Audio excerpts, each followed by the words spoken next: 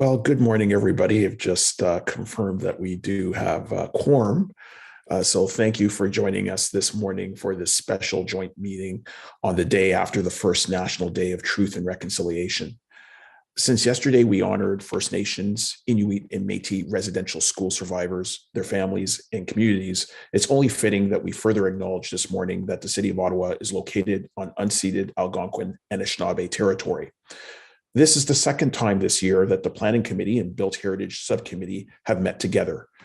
We have two reports before us today, both setting out details that will guide development of the Ottawa Hospital's new campus near Dow's Lake.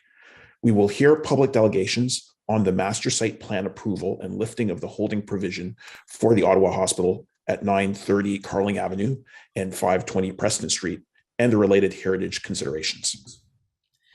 When Council approved the official plan and zoning amendments in June 2018 for the new hospital campus, it also required that the master site plan and lifting of the holding provisions be brought to Planning Committee and Council for approval.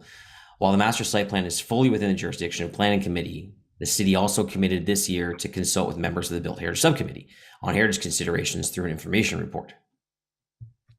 It's not common for these two committees to meet jointly, but as chairs, we recognized it would be most efficient to hold a joint meeting. It will help streamline public submissions and avoid duplication between our two committees. Starting with a joint meeting will allow us to hear delegations on both reports. Chair Moffat, Chair Gower, and I agreed the most practical approach is to have the joint committee receive public submissions on both matters together, as there is some overlap between the master site plan and its heritage considerations. In a few moments, we'll ask staff to introduce themselves and to provide a presentation explaining both reports in more detail. As members of the Planning Committee know, we started a practice recently of hearing from a presentation from the applicant, but then holding those questions for the applicant until after delegations. We'll continue that practice this morning.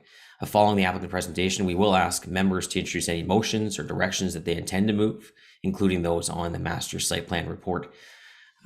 Getting those out there ahead of time will allow members of the committee and the public and delegations to be able to hear those and review those prior to any discussions on those motions. And the public delegations will also have the benefits prior to speaking of actually having those motions. So I remind if you haven't already, I know some of the motions are already out, but if you haven't sent those motions in yet, please do so to the committee coordinator at motions@ottawa.ca.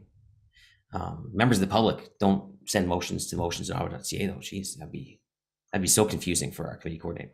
After the motion is introduced, we'll move directly to hearing the delegations. After we've heard from all delegations, we will ask questions of staff on both items. To give the public members of the Built Heritage Subcommittee the opportunity to ask heritage-related questions, we'll call on them to ask questions to staff first. After that, we'll go to questions from members of council. We'll also ask that Planning Committee members ask all their questions of staff at this stage, including on the master site plan. The goal is to move directly to deliberations once the joint meeting is adjourned and the Planning Committee is called to order. Before the joint meeting ends, we'll hear any wrap-up comments on the Heritage Information Report, and then we will receive that report. The Built Heritage Subcommittee will not need a separate meeting today because there are no Ontario Heritage Act approvals required. Approval authority for the master site plan resides solely with the Planning Committee and Council. So 15 minutes after the joint meeting adjourns. Now this might be a bit different. So today, because of the number of delegations that we have, we're going to run through all the delegations. We're going to try to get through questions to the applicant.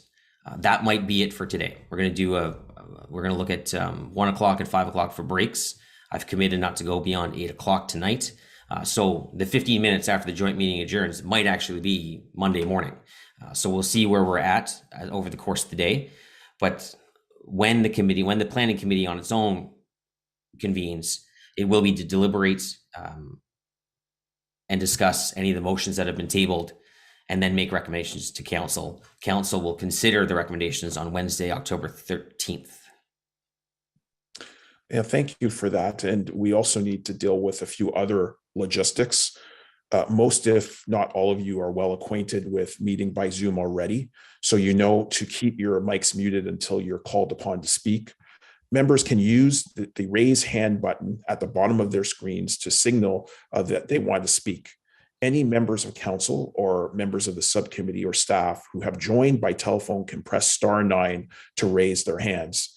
You can also press *6 to mute and unmute yourself. As usual, the chairs and committee coordinator will do our best to watch for these cues. So as mentioned, we do have a significant number of delegations today, 53 at last count, and we have also received many written submissions. The deadline has passed to register to speak, but you can still send in those written submissions to our committee coordinator, Eric Pilo. He will ensure that they're shared with members of council prior to the council meeting on the 13th of October. As we proceed with delegations today, we'll announce the next 3 to 5 speakers on deck, so everyone has a chance to know when they're coming up, and they can be prepared for that. If any registered speakers have difficulty signing into the meeting, please contact our clerk's office. Just call 613-580-2424, extension 22953. So all that. So I'll say it again. So 580-2424, extension 22953. And the meeting is being live streamed and will be archived to YouTube as well. You should be aware that enabling your camera while you speak will mean you appear to all participants and on the YouTube stream. So if you don't want to be on YouTube from here on out for eternity, keep your camera off. When I call on, so either I, myself or Councillor King will run through the delegations, kind of probably rotate, I imagine. So when we call on you to speak, make sure that you're unmuting your mic and begin. You'll have 5 minutes to provide your presentation. And we will be providing a 1-minute warning to let you know that your time is coming up. Once your 5 minutes are up, I will ask members whether there are any questions. When questions are finished for the delegation, the coordinator will place them back in the Zoom lobby on mute, or they can remain to watch the rest of the meeting if they wish, or they can just watch it on YouTube. Now, before we go any further, we'll do a quick roll call of all 16 members and remind everyone we need a minimum of 8 members present to maintain quorum. I did receive regrets from member Hassel. Could the committee coordinator please call the roll? A reminder to members to unmute themselves when they are called. Councillor Dudas. D. Councillor Tierney. Present. Councillor Leeper. Good morning. Councillor McKenney. Good morning. Councillor Brackington. Councillor Cloutier. You can't tear up the Present. Councillor Kitts. Here. Councillor Menard. Morning. Councillor Hubley. Member Halsell. Member Podolsky. Here. Member Conforti. Present. Vice Chair Quinn. Present. Chair King. Here. Chair Moffitt. Here. Chair Gower. Here. You have quorum, Chair. Thank you. Are there any declarations of interest? And I see that member Podolsky has raised his hand. Yes, I would like to declare interest on this item. I was retained as a consultant by Parsons, one of the consultants to the Auto Hospital team, to do a peer review of the Cultural Heritage Impact Statement. And as such, I have to declare interest in this project and very reluctantly will not participate in questioning or comments. Thank you for that, Member Podolsky. I have also been asked by Member Hassel to note for the minutes that she has declared a deemed indirect pecuniary interest on the 2 items on this joint meeting's agenda. This is because she is an employee of the NCC, which is an approval body on the proposed development through the federal land use and design approval process and holds real estate agreements in relation to the subject property. She anticipates formally reading her declaration at the next regular Built Heritage Subcommittee meeting. And I also see that Councillor Gower has raised his hand. Thank you, Chair. I just wanted to thank the public members of Built Heritage Subcommittee for participating today.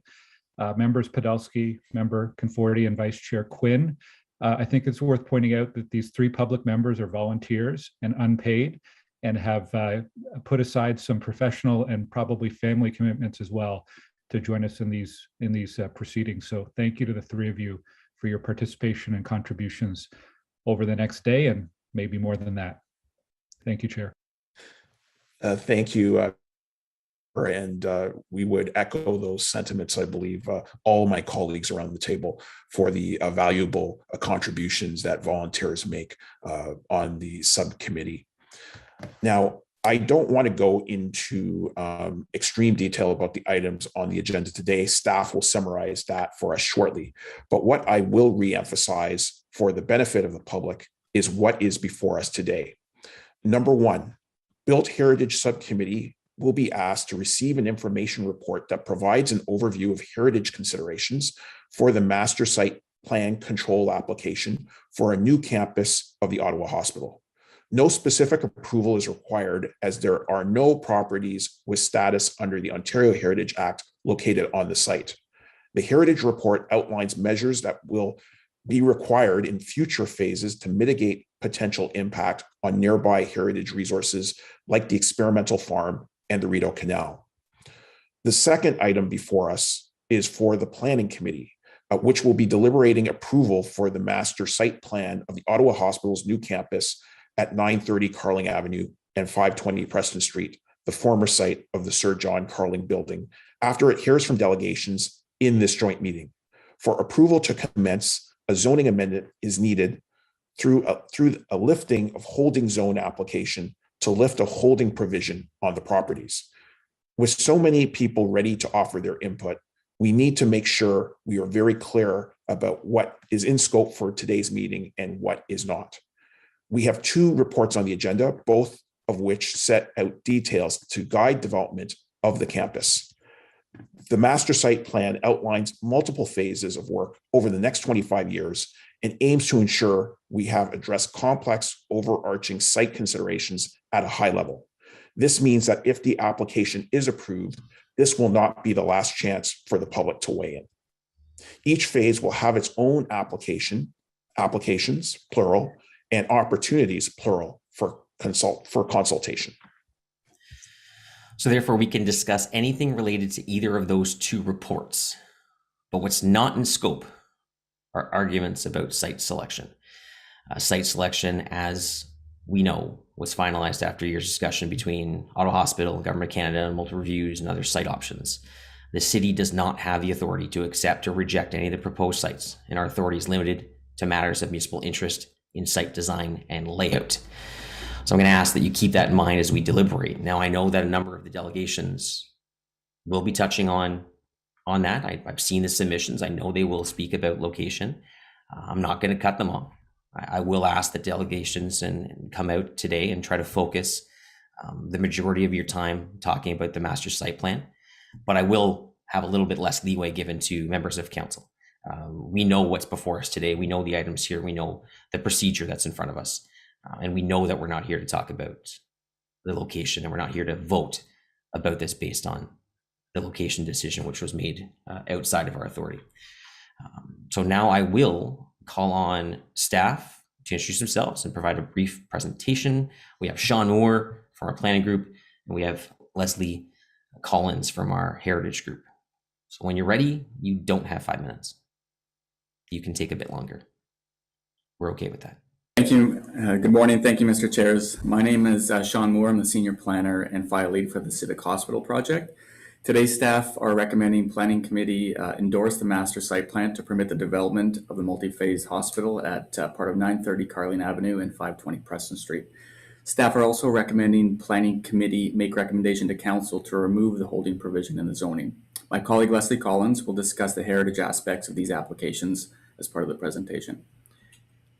And we can is the presentation up?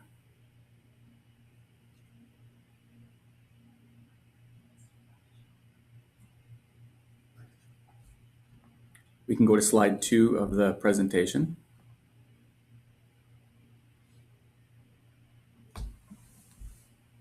So the site that we're dealing with today is approximately 21 hectares, 50 acres, bound by Carling to the north, Preston Street and Prince of Wales to the south and east, Maple Drive to the west, and generally bound by the National Capital Commission Scenic Driveway to the south. The site is approximately 1 kilometer or less than 1 kilometer from the existing Civic Hospital site. Next slide, please. The site itself is irregularly shaped. If we start in the east and move through the site, I'll just describe some general site aspects. There's an existing 200 space NCC parking lot in the east along Preston and Carling Street. We have the O-Train Trench further to the west. Then we have what is known as the open space of Queen Juliana Park. Then we rise up through the ridge of trees to where the former Sir John Carling building was located. And we can see a surface parking area in the northwest, and to the southwest we see the old Cedar Hedge collection and the Dara Tennis Club. I'm going to hand the presentation over to my colleague Leslie Collins for the next couple of slides to walk through some more details about the heritage aspects. Good morning, Mr. Chairs and members of the committee. As Sean said, my name is Leslie Collins and I'm the Program Manager for Heritage Planning. The report before the committee today as it relates to heritage is simply an information report to provide the committee with the Cultural Heritage Impact Statement and some of the heritage considerations that went into the Master Site Plan application. Next slide, please. The subject site does not contain any resources designated under the designated or listed under the Ontario Heritage Act. As such, no approval under the Ontario Heritage Act is required by Built Heritage Subcommittee or City Council. So it's slightly different than the normal process that is seen at Built Heritage Subcommittee. However, given that the mandate of the Built Heritage Subcommittee includes offering advice to Council on other heritage matters, and given the complexity and heritage significance of this site, staff felt it was appropriate to bring forward a report and the Cultural Heritage Impact Statement for the information of the subcommittee. The recommendation of the staff report is that it be received for information. The subject site is located within the experimental farm, the National Historic Site of Canada, which also includes a variety of federally recognized and classified heritage buildings. The Central Experimental Farm was designated as a National Historic Site as a rare example of a farm within the city, reflecting the significance of agriculture in shaping Canada. It was established by the federal government in 1886 and has made significant scientific contributions to Canadian agriculture. In addition, it's a picturesque cultural landscape reflecting 19th century philosophy of agriculture, features an administrative core, the arboretum, ornamental gardens, display beds, and experimental fields. There are many federally designated heritage buildings in the vicinity of the future hospital site. Photos of all buildings are detailed within pages 45 to 50 of the Cultural Heritage Impact Statement. No buildings are proposed to be directly altered as a result of the proposed development. The site is also adjacent to the Queen Elizabeth Driveway Cultural Heritage Landscape, identified by the National Capital Commission in 2004 for its value as a principal organizing feature of the capital. And then finally, it's adjacent to the Rideau Canal World Heritage Site and National Historic Site of Canada. Next slide, please. This slide is just intended to provide a high-level overview of the heritage resources on and adjacent to the future hospital site. The image does not show every federal building in detail, but the details are included on page 3, figure 2 of the Cultural Heritage Impact Statement. In general, you can see the proximity to Dow's Lake and Queen Elizabeth Driveway, although the site is well outside of the boundary of the Rideau Canal World Heritage Site and its 30-meter buffer zone. You can see in a general, the blue shading is generally the boundary of the experimental farm, as well as the arboretum is not shaded in blue, but that is considered part of the farm as well. The Dominion Observatory Complex is a grouping of classified and recognized federal heritage buildings, and the William Saunders Building is also a federally designated heritage building. I'm now going to pass it back to Sean to go through the master site plan issues. Thank you. Thank you, Leslie. If we go to the next slide, this slide is going to illustrate that the site is within 600 meters of the LRT Carling station. Next slide, please. I'd like to take a step back to 2017 and 2018 just to see and understand how what process brought us here today. In May of 2017, Planning Committee directed staff to initiate the zoning and official plan amendments for the site. In September of 2017, city staff held zoning and official plan public meetings, which were attended by over 90 attendees. From November to December of 2017, the Ottawa Hospital hosted 7 information sessions across the Ottawa region, including 5 within Ottawa. January of 2018, there was an open house held at Lansdowne, which was attended by over 200 people, including councillors, MPs, and MPPs. And in May of 2018, the item went to Planning Committee, and on June 13th, 2018, the zoning and official plan were passed by Council. Next slide, please. So pre-zoning and official plan amendment, this is what the zoning looked like. So in 2018, prior to that staff report, there were multiple zones on the property, and a hospital was permitted on approximately 13 hectares of the site under the O1 exception and the MC zones in the middle of the property. Next slide, please. And prior to our official plan amendment in 2018, the majority of the site was designated general urban, arterial main street, and mixed use center, with the brown portions you can see on the map being within the agricultural research area. Next slide, please. So staff put together a uniform zone, which was a major institutional zone, and the zone permits the use of the hospital, office, research and development center, residential care facility uses, ancillary uses to a hospital. And the exception zone put on the property was to prohibit several non-related hospital uses that are naturally in that major institutional zone, and to establish a holding provision, which I'll speak to in a moment. Next slide, please. This is the images of the current official plan. The image on the left illustrates that the majority of the site is within the general urban area designation now, with the arterial main street along Carling Avenue and the mixed-use center designation towards the Preston-Carling edge. The slide on the right illustrates Schedule D of the official plan, which represents the transit policy context, with the north-south line being the Trillium LRT line, line 2, and the Carling station in the large red circle, and the east-west red and white line being the dedicated median light rail corridor with the stations identified going along Carling Avenue. Next slide, please. As part of that OPA official plan amendment that staff did, we also, in City Council, passed an amendment to the secondary plan. So this was the Preston-Carling District secondary plan, where we brought forward a new hospital area designation, which is purple.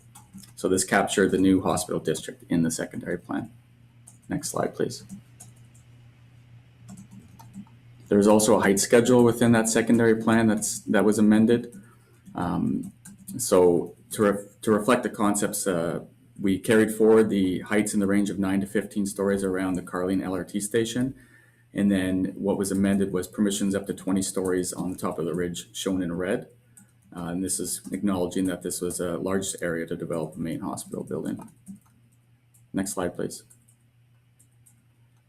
As mentioned earlier, a holding provision was established to ensure that a master site plan, a transportation study, a cultural heritage study, and master servicing study could be approved by Planning Committee and Council.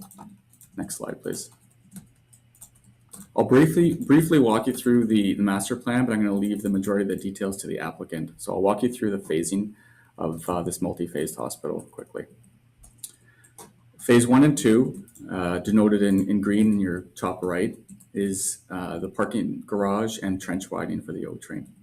Phases 3, 4, and 5 is the new hospital utility plant in purple in the bottom left of your screen. The main hospital building, which has 2 wings, a 7-story north wing and a 12-story proposed south wing with about a 3-story podium connecting. And also the LRT linkage in orange in the top right of your screen. Phase 6 would be research towers and the Carling Urban Plaza in red. Phase 7, A, B, and C are the Carling Towers along Carling and Preston, denoted in yellow. Phase 8 and 9 would be expansions to the hospital to that north 7-story wing. Phase 10 is the bottom of the screen in blue, which would be the future University of Ottawa Heart Institute relocation post 2045. Next slide, please. So we just removed the layers of the phasing. This is the master plan that staff are recommending for council to endorse. Next slide, please. Also want to note that there's a parallel process occurring with the National Capital Commission. This process requires federal land use and design approval granted under the National Capital Act by the NCC. The NCC is to review each subsequent site plan application. The master plan is reviewed against federal legislation and plans, including the NCC's Plan for Canada's Capital and the Capital Urban Lands Plan. The master plan is also was reviewed by the NCC's Advisory Committee on Planning, Design, and Realty, and will be in its future implementing site plan control applications. And the master plan is subject to the NCC's review and resolution, with the NCC's Board of Directors meeting on October 5th. Next slide, please. With respect to community engagement, staff held preliminary community association meeting in May of 2021 over Zoom with various local community associations. An urban design review panel public meeting was held on June 4th, which was attended by over 30 public members. Staff also held a meeting with the former campus engagement group in June of 2021. And then the main public meeting was June 29th, 2021 over the Zoom platform, attended by over 200 public members. In all, also, we received about 200 people have engaged on through Engage Ottawa, our special website dedicated to this project, and by emailing myself as the file lead. We've heard on such matters as impact on local neighborhood streets, LRT connectivity, the need for strong pedestrian and cycling connectivity, tree loss, tree compensation, impacts on the central experimental farm, and the success of the rooftop public space, among other issues. Next slide, please.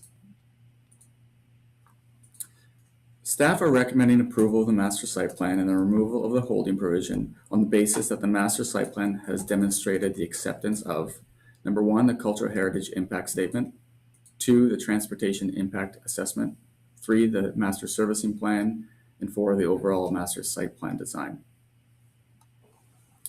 I'd like to welcome Leslie Collins back to speak about the cultural heritage impact statement and the rationale for removing the H with respect to that study. Thank you, Sean. Next slide, please. So the official plan requires that development applications adjacent to or impacting the Central Experimental Farm, the Rideau Canal, or federally designated properties include the submission of a cultural heritage impact statement. And the purpose of a cultural heritage impact statement is to understand the potential positive and adverse impacts of a proposed development on the associated cultural heritage resources. In this instance, the cultural heritage impact statement considered the potential impacts of the proposed master site plan on the Central Experimental Farm, nearby heritage buildings, the Rideau Canal World Heritage Site, and the Queen Elizabeth Driveway Cultural Heritage Landscape. The cultural heritage impact statement is intended to identify and assess the impacts, propose mitigation strategies, and make recommendations on a proposal. The CHIS is often an iterative process, being revised after comments from stakeholders and city staff. The first version of this document was submitted to the city in May, with the following revision submitted in July of this year.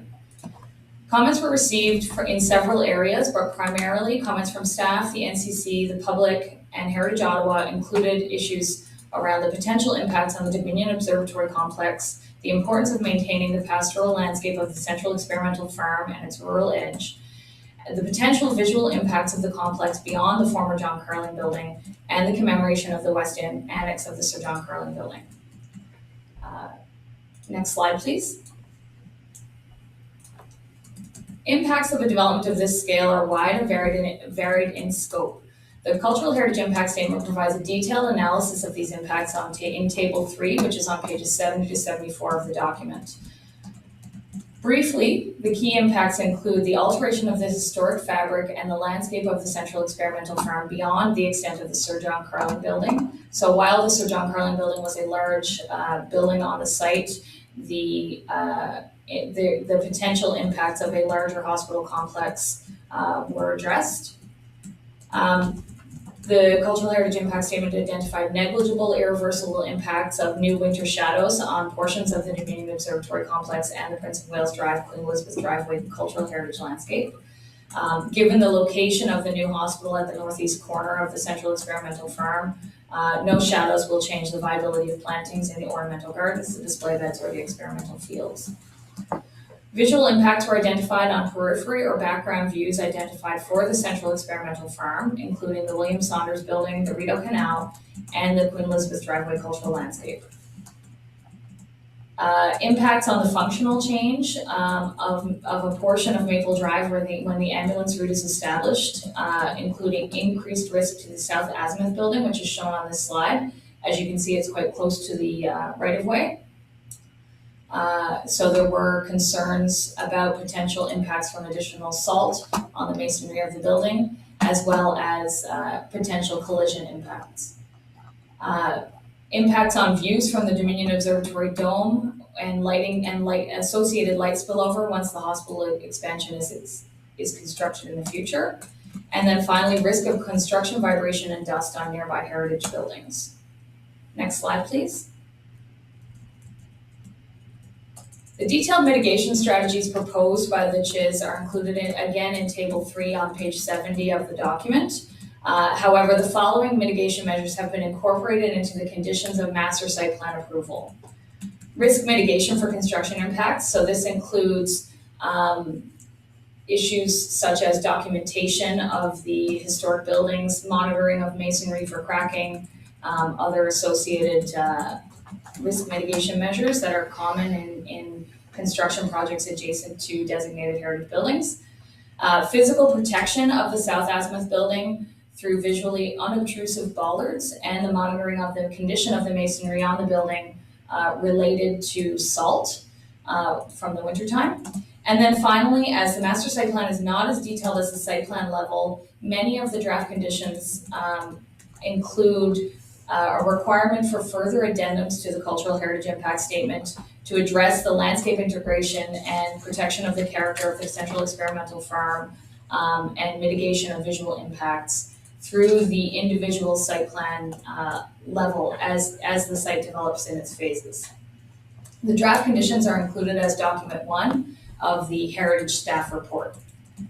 By including the mitigation measures identified through the Cultural Heritage Impact Statement as conditions of master site plan approval and requiring further study and analysis of the landscape condition, tree conservation and compensation, and integration of each portion as the site is developed, Heritage staff feel the impacts of this development can be reasonably mitigated.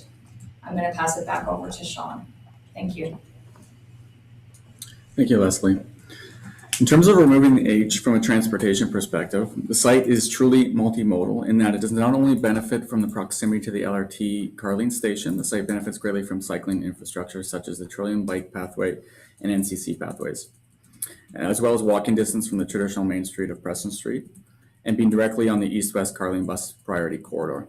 Staff recommend the approval of the Transportation Impact Assessment and its recommendations to support a shift in the modal share away from vehicular trips towards active transportation.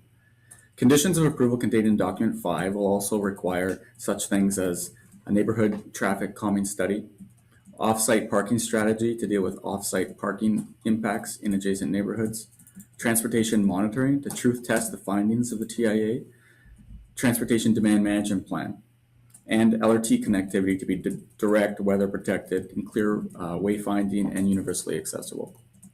Next slide, please. In terms of lifting the holding provision for servicing, a master servicing plan has been reviewed by staff. The plan demonstrates the site is serviceable from a water, wastewater, and sanitary perspective, with future implementing site plan control applications to lay out the details of servicing. Next slide, please. I'm going to go through 4 more items, and these are I picked out for rationale for removing the H based on the master site plan being in a position that staff can recommend approval on or endorsement on. First one is LRT connectivity. The master site plan has been designed such that it does not preclude the options of providing a number of things. These include pedestrian overpass over Carling, and/or providing pedestrian access under Carling from a south side portal, and/or extending the station platforms underneath Carling Avenue with access from a south side portal. If we look at the slides, on the slide on the left shows the parkade with the white line on top is we're calling the High Line, which is a pedestrian access, which will go directly from the hospital to the Carling station. And the slide on the right, if you look at, you'll see Tower A and Tower B, and there's options to provide that south side portal that I was speaking about. The key is that the options can work and the details of the best option can come forward in the implementing site plans. Next slide, please. In terms of tree canopy, as part of the design of the master plan, the applicant has demonstrated commitment to a significant canopy coverage, including the designing of the site to preserve the mature trees within the ridge. There's a total of about 500 or some trees on the site to be retained. The image illustrates that despite anticipated tree loss on the property, the replanting is aiming to achieve a 40% canopy coverage and tree compensation within the central experimental farm. There's conditions of approval as well in document 5 speaking to these matters. Next slide, please. With respect to cycling connectivity, cycling has been accommodated in the master plan in 2 routes around the parkade, to the west through the internal streets on a 2-way cycle facility, and on the second route to the east on a 2-way cycling facility. The cycling facility to the east will run along Preston Street and then turn into Prince of Wales on a 1-way cycle track. Approximately 500 sheltered bicycle parking spaces are to be provided in the structured parking. Next slide, please. With respect to open space and planning committee's direction for staff to find open space on the property, 2 types of open space are being recommended for approval through the master plan. The first is an urban plaza at Carling Avenue across from the intersection of Carling and Champaign Avenue, and that is the top left image. Second is a proposed green roof on the parking garage, which would reestablish a significant open space on the site with approximately 23,000 square meters or 5.5 acres of open space for public use. The programming opportunities for this are vast and could include tennis courts, playgrounds, splash pads, passive outdoor activities, community gardens, and more. Both spaces will be publicly accessible.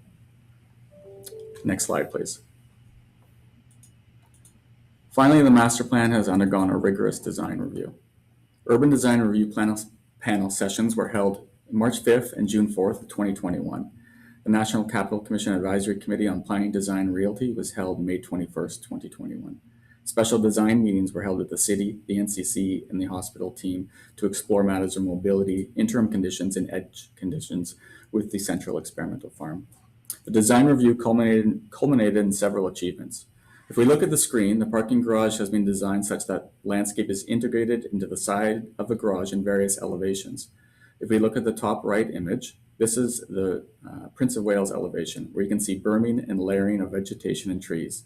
The bottom right image is the Preston Street elevation, where you can see the same effect, but the grading is more gradual, which permits a pedestrian ramp experience up to the top of the garage through the layers of vegetation and trees. The top of the garage has also been pulled back and undulates to minimize its massing at this important gateway site in adjacency to Dow's Lake.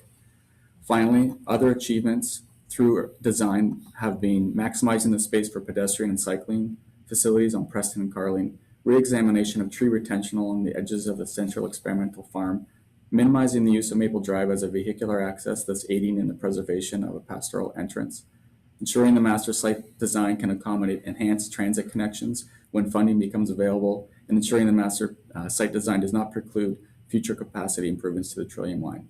That's the end of the presentation. Thank you.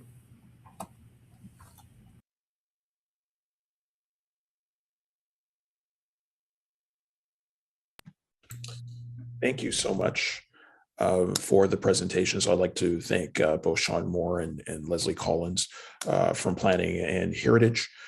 Before we begin hearing public delegations, I would ask at this time that members introduce their motions.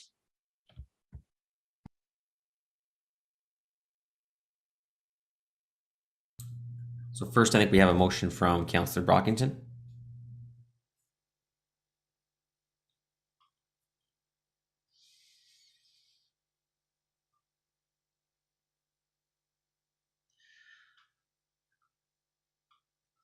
Has Councillor Brockington joined us yet?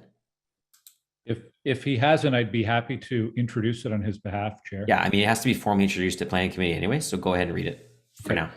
Whereas the Central Experimental Farm is an important historic, cultural, and scientific institution in the heart of the city, and whereas the Central Experimental Farm has been an important part of Ottawa's green space system since 1886, whereas the residents of Ottawa would like assurances for the long-term protection of the remainder of the lands and the institution outside of those leased to the Ottawa Hospital and those required for transit improvements on Baseline Road. Whereas the Central Experimental Farm is under the operating jurisdiction of Agriculture Canada and the federal land use planning jurisdiction of the National Capital Commission. Therefore, be it resolved that Planning Committee recommend that Council direct the Mayor on behalf of Council write to the Minister of Agriculture and Agri-Food Canada, the Minister of Environment and Climate Change Canada, the Member of Parliament for Ottawa Centre, and the Chair of the Board of Directors of the National Capital Commission, requesting that the Government of Canada ensure the long-term protection of the remainder of the lands outside of those leased to the Ottawa Hospital and those required for transit improvements on Baseline Road and the institution by pursuing the following steps. 1, introducing federal legislation to ensure long-term protection, and 2, developing a new master plan for the farm, seeking local input and the input of expert scientists. All right, thank you, Chair Gower. Our next motion will go to Councillor Leeper on a traffic study. Thank you very much, Chair. So my motion is with respect to traffic. Whereas there is significant potential for localized traffic impacts that increase the volume of cut-through traffic on local residential streets, and whereas an influx of cut-through traffic to formerly quiet streets would constitute an undue adverse impact on the quality of life for those residents, and whereas further study is required to fully understand those impacts that have not been adequately addressed in the traffic impact assessment, and whereas traffic mitigations to discourage cut-through traffic may require an unknown level of funding that would be required to be funded by the city. And whereas a key mitigation will be to encourage eastbound hospital vehicles to exit the 417 at Carling Kirkwood and proceed to the site on Carling Avenue, bypassing residential neighborhoods for a faster trip time, therefore be it resolved that the Planning Committee A, amend Document 5, Conditions of Master Plan Approval Item 14C to read, the owner acknowledges and agrees that a neighborhood traffic study is required prior to registration of the hospital building site plan agreement. The study will include within its terms of reference the expected traffic patterns and impacts to volume, speed, and parking within 1,500 meters of the hospital site and mitigation options. The study shall be to the satisfaction of the General Manager of PIDE. B, amend Document 5, Conditions of Master Plan Approval to add a new requirement 14D to read, the owner acknowledges and agrees that it bears responsibility for funding mitigations identified in the neighborhood traffic study where those are recommended for implementation by the city. And C, recommend that Council direct staff to work with the applicant to make an application to the Ministry of Transportation to relocate the Highway 417 directional signage from the eastbound Parkdale off-ramp. Thank you. And does Eric, do we have, because I know my schedule here says to go to Councilor Menard next, but Councilor Lieber does have a second motion on the Trillium Path. Do we have that ready to go right now? So we can just get it while he's already up. Oh, there you go. Perfect. Thank you. And I'll read this one from Eric's version. So with respect, sorry, this one's with respect to tree conservation. Eric, I think there might be one with respect to cycling. Thank you. Whereas the location for the new Ottawa Civic Hospital is serviced by the Trillium bike path, and the portion of this bike path from Carling Avenue to Prince of Wales Drive is planned to be eliminated at the site of the Phase 1 above ground parking garage. And whereas the Trillium bike path will be rerouted around the proposed Phase 1 parking garage along Preston Street to the east and through the internal road network to the west, back to Prince of Wales Drive on separate bike facilities. And whereas the main hospital building is shown on the master site plan as set back from Carling Avenue with an internal road network leading through the site from Carling Avenue to Prince of Wales Drive and to the main entrance, therefore be it resolved that Planning Committee directs staff to work with the Ottawa Hospital on linking the proposed cycling facility through the internal road network of the site, separated safely from the main road, to the main entrance of the hospital building. All right, thanks. And that motion that did pop up, it was, I believe you're moving that on behalf of Councillor McKenney, correct? I believe that's Tree my motion. planting But, motion? oh, sorry. Oh, am I doing that on behalf? Oh, yes. Sorry, on behalf of Councilor McKenney. Yes. Just because they don't sit on planning committee is all. Yeah. Yeah. So we'll get that one up and there we go. Yeah. So this is on behalf of Councillor McKenney, whereas the tree conservation report supporting the new hospital master site plan identifies 523 trees measuring 10 centimeters diameter breast height or more to be removed. And whereas the conditions of the master site plan approval require a target of 40% canopy coverage over the entire site to be implemented through the individual site plan control applications, with preference for on-tree site planting, but allowances for both on and off-site tree planting. And whereas the early implementation of tree planting on the property to compensate for tree loss in the early phases of development will aid in expediting the overall long-term tree canopy coverage. Therefore, be it resolved that Planning Committee directs staff to work with the Ottawa Hospital to identify tree planting areas that can be planted outside of any impacts of future development phases, thus allowing significant upfront tree planting compensation to occur on the site. All right, thank you, Councillor Leeper. And then we have 3 motions from Councillor Menard.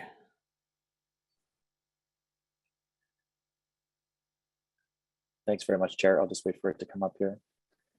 So the first one is on the parking within the site, whereas the master site plan for the new Ottawa Civic Hospital illustrates a total of 3,099 parking spaces identified on the plan within various parking zones. And whereas the report highlights 2,400 parking spaces to be located within the proposed phase 1 above ground parking garage and 699 parking spaces forming surface parking spaces around the site in other parking zones. And whereas the Planning Committee meeting of May 22nd, 2018, Committee and Council approved Councillor Brockington's motion directing staff to work with the Ottawa Hospital and the Community Engagement Group on the delivery of open space, and in particular open space adjacent to the Central Experimental Farm. And whereas surface parking takes away from areas where existing trees could be preserved and areas where new compensation planting could be proposed, therefore be it resolved that Planning Committee directs staff to work with the Ottawa Hospital on substantially reducing the amount of surface parking around the site during future implementing site plan control applications.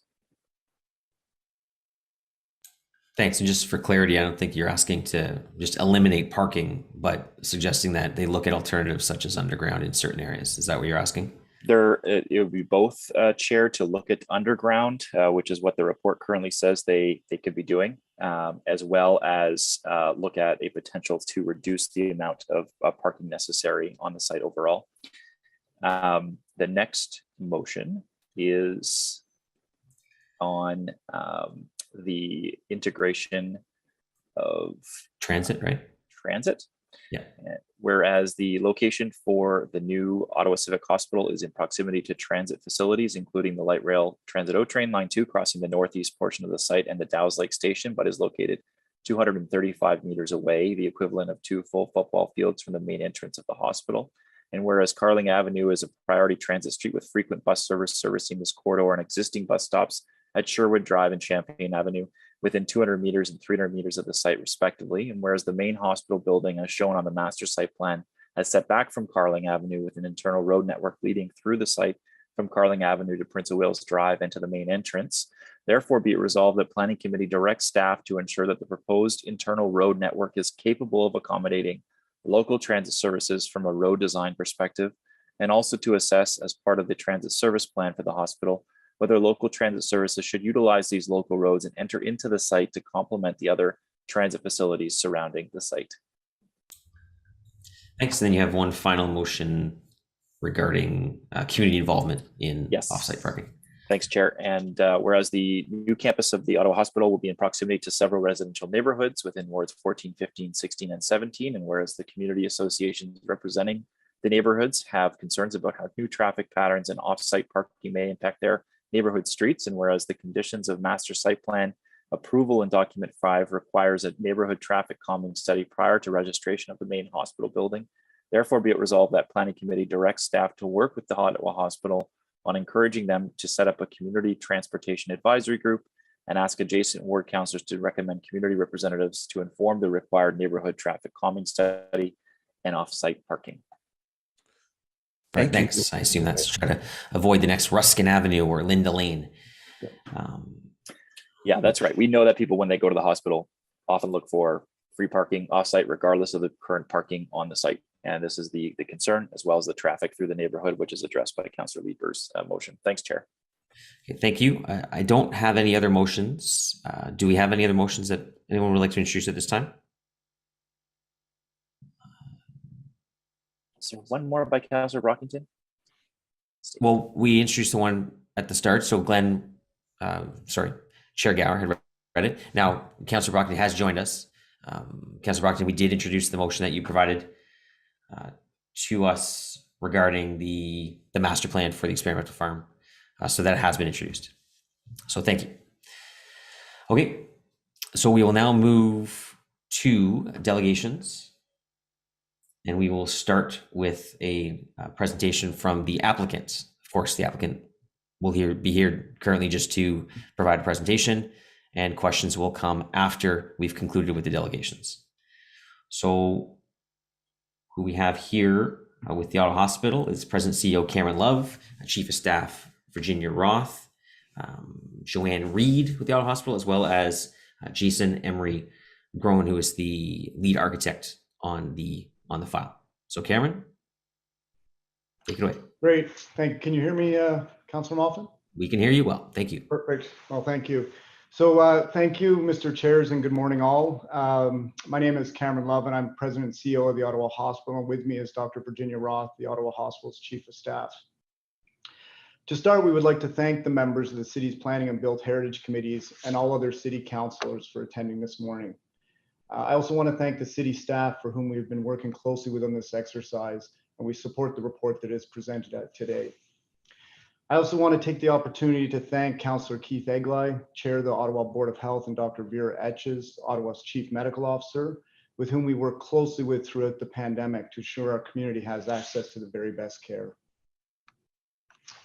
As leaders of one of Canada's largest hospitals, we want to begin by recognizing and expressing our deep appreciation to the thousands of local healthcare workers for their efforts, particularly over these past 20 months of the pandemic.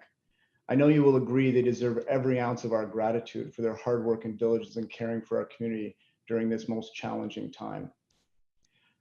We are, however, delighted to speak today about this exciting project. In fact, our discussion today could not be timelier, and the development of our new Civic campus is absolutely necessary for two key reasons.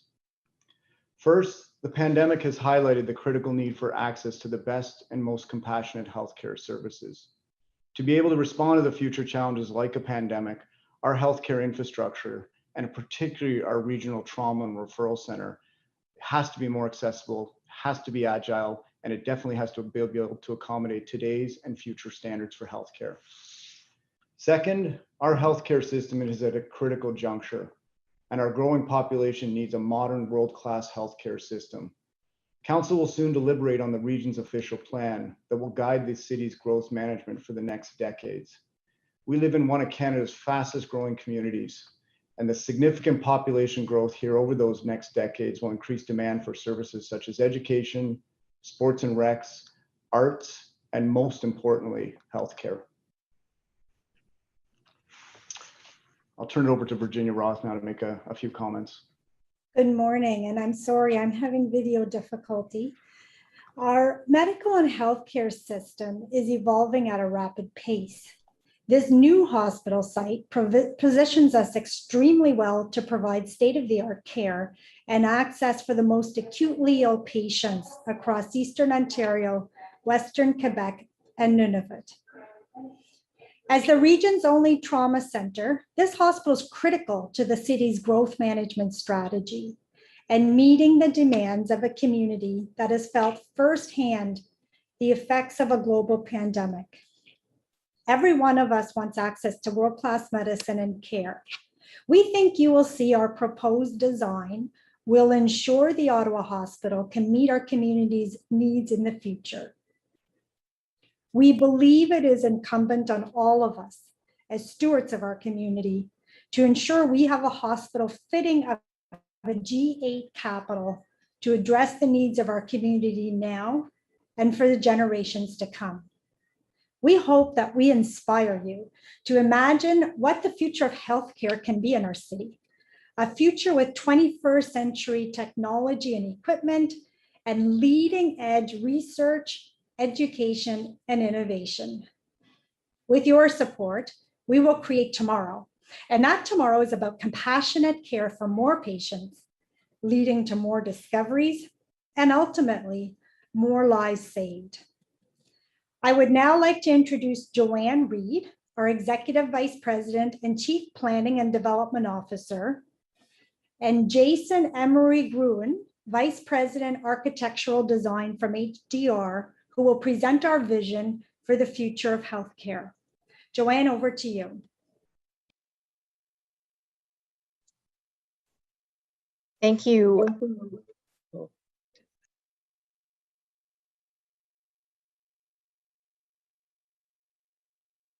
Oop, Joanne, I believe you're on mute.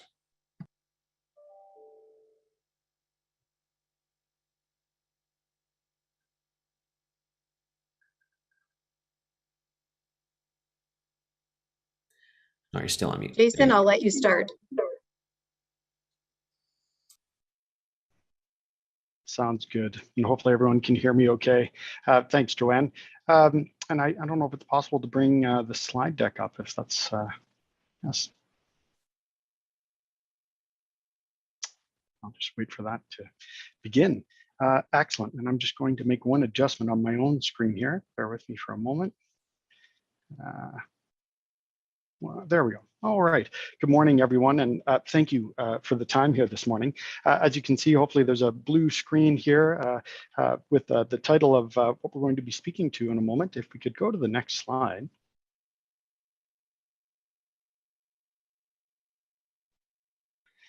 Before we begin a brief review of the master site plan, we wanted to take a moment to speak to Heritage, as this is a joint meeting with the Built Heritage Subcommittee. Next slide. As we consider the journey of the site, we look forward to continuing on a journey to incorporate First Nations, Métis, Inuit, and urban Indigenous perspectives into our work and its relationship to the natural environment and healing. By example, in a ceremony held yesterday on the site to honor the land and thank the tapestry of nations that hold a deep connection to the land, it was so inspiring to hear the stories of hope and positivity from the stewards of the spirit of place. And in a touching moment to many of us, Marion Crow of the Indigenous Peoples Advisory Circle exclaimed, "Dream with me, if you will. Imagine a hospital where you are not afraid." This spoke to us of integration, creating something familial, inviting, profoundly equitable, something fundamentally transformational in terms of a healthcare experience. Next slide, please. The team has also spent considerable time in the review of the history of the site and changes over the last century that have seen the site occupied by various uses, from the initial damming of the Dow's swamp to the evolution of the farm and the temporary buildings on the lower portion of the site, and the moving of the Agricultural Canada headquarters to the upper portion of the site. Next slide, please. Examples such as the Sir John Carling building that held a central tower flanked by adjacent low wings, a mid-century example of architecture responding to the Griever Plan and strengthening the institutions along Carling Avenue. The team spent significant time in the National Archives reviewing how Hart Massey, the architect, developed various schemes to respond to the site, including multiple details that may well inform elements of the future design of the hospital. Next slide, please. In honoring the West Annex, for example, the last element remaining on the site, we studied the design of that wing, the structural finesse of the solution, and the experience of looking out through the mature trees of the escarpment on the site, something we see as a phenomenal opportunity to pay deference to in the public areas of the new hospital and the master site plan moving forward. Next slide, please. As Sean noted, we are here today to review the master site plan for the new Civic development, and we thought we would complement some of the elements that he had noted in the earlier city presentation. Next slide, please. As we describe the master plan for the facility today, it's important to note the broad catchment this regional tertiary care trauma center serves. It will be 2.5 million square feet in phase 1. It will cater to over 1 million annual visits and also include over 10,000 staff, students, and volunteers. Next slide, please. Notwithstanding the clinical needs, we believe that there is an incredible opportunity to foster transformation in terms of integrating wellness and recreation into healthcare, integrating the facility itself within the landscape, creating enhanced amenities for the community, and doing so in a sustainable manner that promotes resiliency. We believe that sustainability encompasses energy, mobility, accessibility, and equity. Next slide, please. Here is the overall master site plan with Carling along the top, Central Experimental Farm to the left, the Dominion Arboretum and Dow's Lake to the bottom and to the right. Next slide, please. And Sean described many of these elements within his earlier presentation. And one of the elements we wanted to denote here is the extension of mature trees flowing up through the escarpment from the Dominion Arboretum that form part of the central focus of this master site plan. Wayfinding for a new facility and weaving of building and nature on such a beautiful site. These trees to be preserved and maintained. Next slide.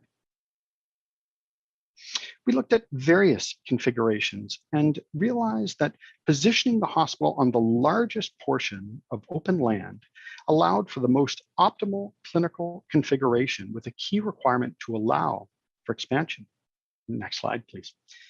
We looked at the least impact to the farm in terms of traffic and realized that positioning ambulances and emergency vehicles to the west allowed for clear segregation of flows where seconds count. The smallest quotient of traffic on the site in terms of volume is the emergency vehicles, significantly minimizing the traffic impact adjacent to the farm. The public accesses the emergency department underneath the main entrance to the east, shown here with the green dashed line from the new intersection at Champaign and Carling Avenue. More on that in a moment. We're also exploring physically dropping the central utility plant into the grade at the west of the hospital to eliminate it from view while maintaining the vital proximity and adjacency to the life-saving equipment within the hospital. The red dashed lines here on the screen represent the controlled access of what we consider professional drivers, the emergency vehicles needing to access the hospital. By bringing them swiftly onto the hospital property, we can turn off lights and sirens and really minimize impact upon arrival on the controlled driveways on the site. Next slide, please.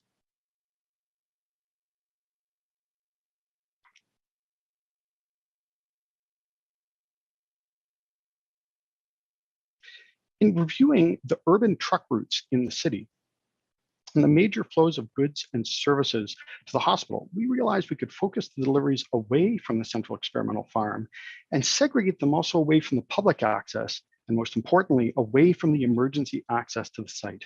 Ultimately, locating the loading area along the south offers a discrete building services realm beyond the tree cover along Prince of Wales Drive and aligned directly with the materials management floor without the need to build long and intrusive ramps in our climate and further impacting the site.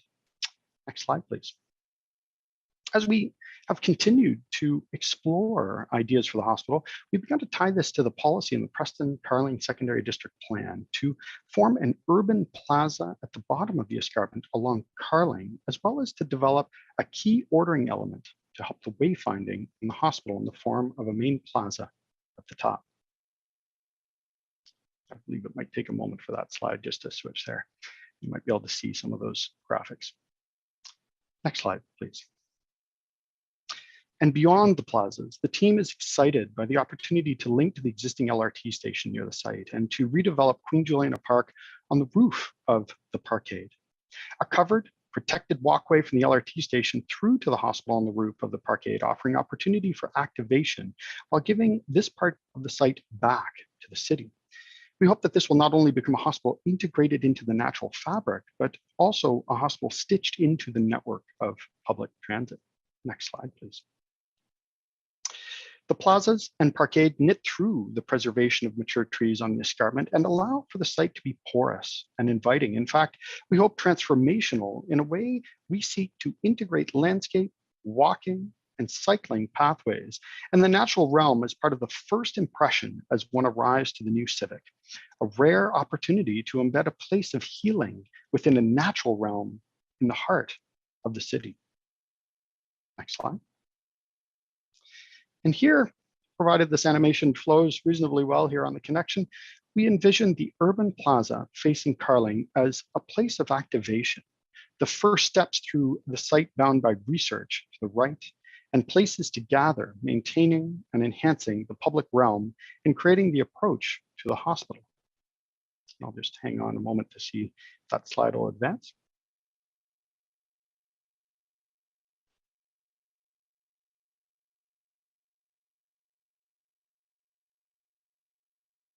You might have seen a few views there. Next slide, please. Let's take a section through the site to have a look at key elements within the hospital. You can see the LRT tracks in the bottom right and the underground utility plant on the bottom left. Next slide, please.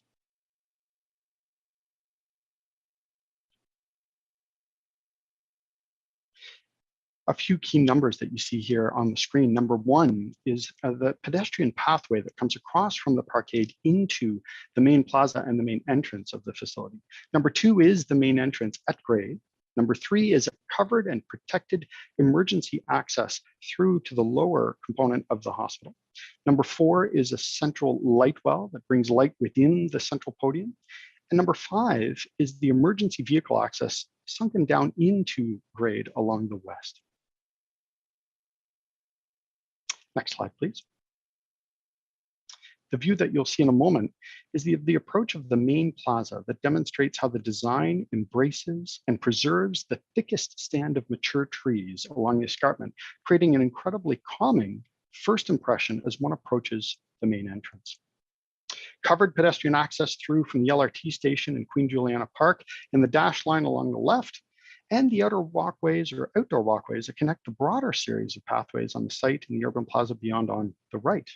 The covered emergency access up front here in red is for the public, not for the ambulances. It's the most immediately accessible entry for members of the public under duress to safely and swiftly get under cover and into the emergency department. Next slide, please. We wanted to highlight a few overall floors of the main hospital to give everyone a broader context of the vital functionality required for the hospital facility. Here is the outline of the main floor in plan. As one enters, a front concourse is designed to develop an ease of wayfinding with the main tower elevator lobbies on either end. A central light well orders the space and allows for daylight to penetrate at the center of the podium floors. Next slide, please. The second floor, is the interventional platform where some of the most complex surgical procedures in the region will occur. The driving program element that sets the footprint for the facility to ensure for optimal efficiency in a post-pandemic reality. And here you see that in yellow, hopefully clear with some of those long arrows in either direction. Next slide, please. As we rise up into the towers, the public elevator lobbies open back to views of the main plaza and that major component of mature trees in the escarpment, continuously orienting visitors throughout their journey. Each tower floor is designed to accommodate a precise number of single patient rooms developed in pods that relate to staffing ratios and the requirement for associated services in a manner that can be fully segregated for flows during a pandemic.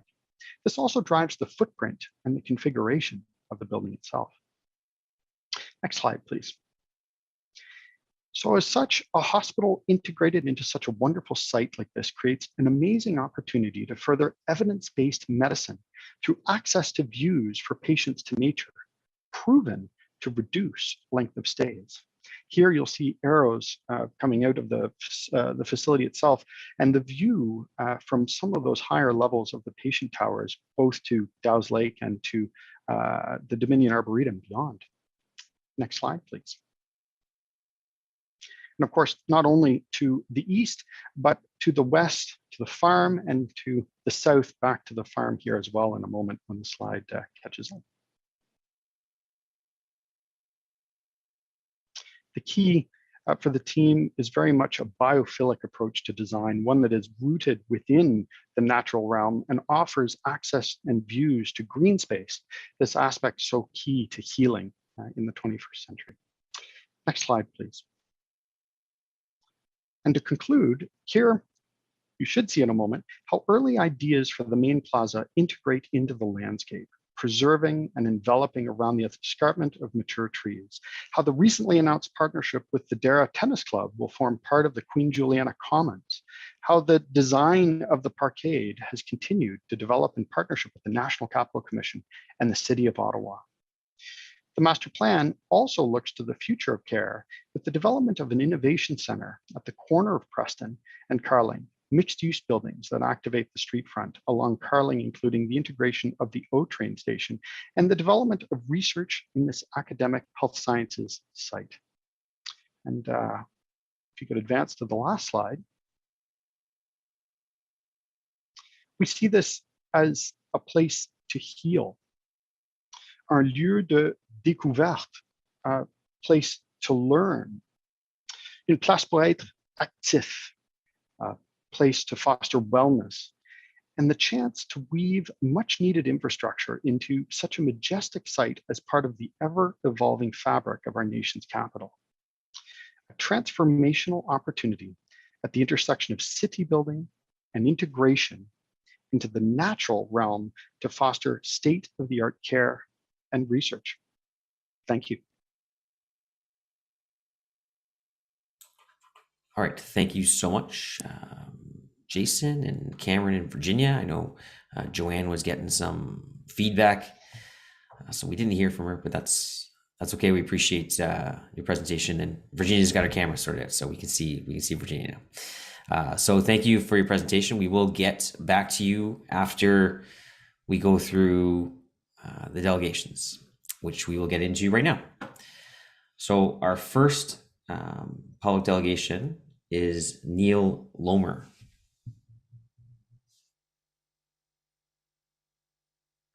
Neil was supposed to be calling in, so just want to make sure that we have him.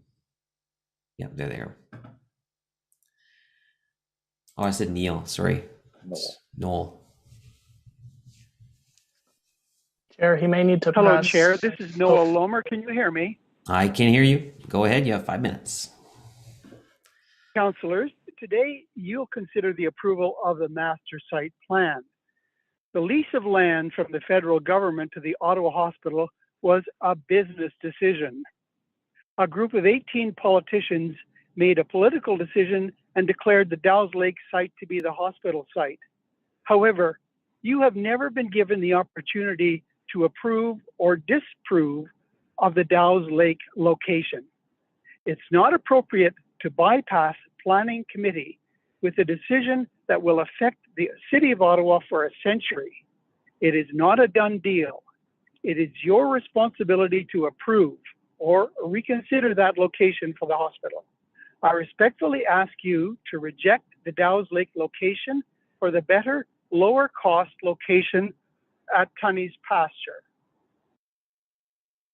The assistant to Councillor Kitts told me that Graham Bird met with councillors at the end of August and told them that the location was a done deal. When I told her that Bird is a project manager for the Ottawa Hospital location at Dow's Lake, she replied, quote, "This is a conflict of interest," unquote. Graham Bird is both earning from his company's position for the hospital and also advising councillors they must submit to that choice of location. My contention is that the site will have much higher costs than the recommended Tunney's Pasture location. Your decision will have major cost implications for taxpayers, your constituents. I urge you to take a hard look at the costs, as well as other major problems of the Dow's Lake site. Exercise your independent judgment for the benefit of your constituents and Ottawa as the nation's capital. There's little information on the costs at Dow's Lake. I've asked for cost information from the mayor, who directed me to city planners, who directed me to Joanne Reed, Chief Planning and Development Officer of the Ottawa Hospital. She gave me no information. Councillor Luloff graciously forwarded my inquiry to Graham Bird, but he did not reply. I asked the Fedco for financial information, but was advised it is not on their agenda. Councillor Duda's staff advised, quote, just as background information, the Ottawa Hospital is responsible for fundraising the $700 million, which they have stated they plan to do through both fundraising as well as revenue such as parking, retail, and food arrangements, etc. End of quote. The 2.8 billion cost estimate has been in place and not updated for years. Oakville's new hospital of 1.6 million square feet was built 6 years ago at a cost of 2.7 billion. The new Civic is 900,000 square feet larger, but does the committee have any idea of the actual cost of this master plan? The outdated estimate of 2.8 billion does not include dealing with the slope, the earthquake fault line, the site remediation, or any of the details of the actual master plan. The cost of the garage, the cost of moving the LRT station, the cost of potentially widening roads for thousands of people working at the hospital, the cost of improving the water, sewer, and hydro lines to accommodate the hospital, the cost of potential new 417 interchange work. These costs would be lower at the Tunney's pasture site. The hospital is expected to contribute 700,000 or 25% of the budget. It's entirely unrealistic considering the amount the hospital has raised in past years. And what is the plan to find the much needed local money when the costs inevitably escalate and when the hospital finds it cannot meet its fundraising targets? I believe the planning committee members must realize that additional costs will be repaid by the City of Ottawa taxpayers. And in conclusion, I urge planning committee to send the master site plan back to the drawing board until all costs have been reviewed and updated and compared with the NCC's recommended site at Tunney's pasture. Thank you very much. All right, thank you. Any questions to Mr. Lomer on the master site plan? Councillor Menard. Thanks very much, Chair. Thanks, Mr. Lomer, for your presentation. I think you've keyed in on one of the main points, and that is the cost. I read the report fully and also met with staff, and it doesn't seem that we have a cost yet for what the city will be paying in the future of this site. I've seen different figures from media reports and how the partnership may work to try to get more costs associated with that 700 million. But I also understand the city will be on the hook for significant amount of costs here. And I'm just wondering, in your exploration for costs and how much the city might be paying in this case, what is your best estimate at this point for what you've seen or what you've heard from staff or your various discussions with councillors of how much the City of Ottawa may be paying in this regard?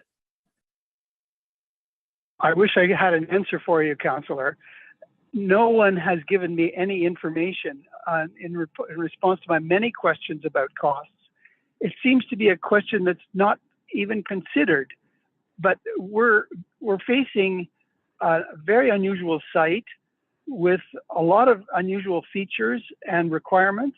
And also this figure of $2.8 billion is maybe 5 years old. No one has even considered what it is now in view of the actual plan presented as part of the master site plan. No one has ever quoted any cost to me. How many $1 billion is Ottawa going to be liable for? I would ask you, you and your fellow councillors to investigate this question, sir. Thank you. Okay, thank you. Thanks, Chair. All right, thank you. Thank you, Mr. Lomer. Our next speaker is Marcy Stevens.